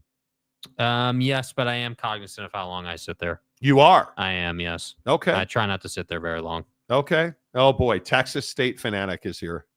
No, what is it today? I have to scroll while I'm doing the number 2. I pop on the Monty Show when I got to wait for a leak because the line is long. Okay. Gumby says no. Welcome to the Nightmare says, yes, I bring it in all the time, but I'm not setting up shop there. Okay. Inspect the product? Yes. Yeah. Let me ask you this. Are you guys kick flushers? Oh, if I'm in a nasty ass bathroom, hell yeah, I'm a kick flusher. I've come to the dark side with Jake. I don't poop in a public bathroom anymore. I don't crap in public, dude. I don't sit. Nope. I don't sit. Makes Now me Jake always sits to pee. It makes me uncomfortable. But I said okay. My point is, yeah, I'm a kick flusher. I am not touching the handle in public. No chance. Horny James, I watch YouTube while in the bathroom. Radies rides Doug DeMuro. Dude, you got to stop that. You got to stop that. I take my phone and earbuds because I do not want to hear other people move their loads. Dude, that's what I'm saying. Okay, we're not talking about loads here, dude. This is a family program. Oh, daddy. Yeah, this is a family program. Like, I don't know what this is about, but, you know. Oh, my God, just like that. Oh. If I can kick, I kick it. Exactly right. Kim Coulter says absolutely a kick flusher. Yeah, you can't be touching that nasty ass. Hands handle, off dude. in the bathroom, no dude. Chance, dude. Hands off in the bathroom. No chance. It's Hands disgusting. off in the bathroom. It's absolutely disgusting. All right. The Monty Show presented by The Advocates at theadvocates.com. Keep our guy Rob Adams in your thoughts. was on the show yesterday from Thanksgiving Heroes. He had a motorcycle accident this morning. Wishing you the best, my guy. Hopefully we see you soon. The Advocates at theadvocates.com. Motorcycle accidents, bicycle accidents, they're your guys. They're your gals. Advocates.com. Chat with an injury attorney live online 24/7, 365. And it won't cost you a time at theadvocates.com. Until tomorrow, say goodbye, Jake. Goodbye, Jake.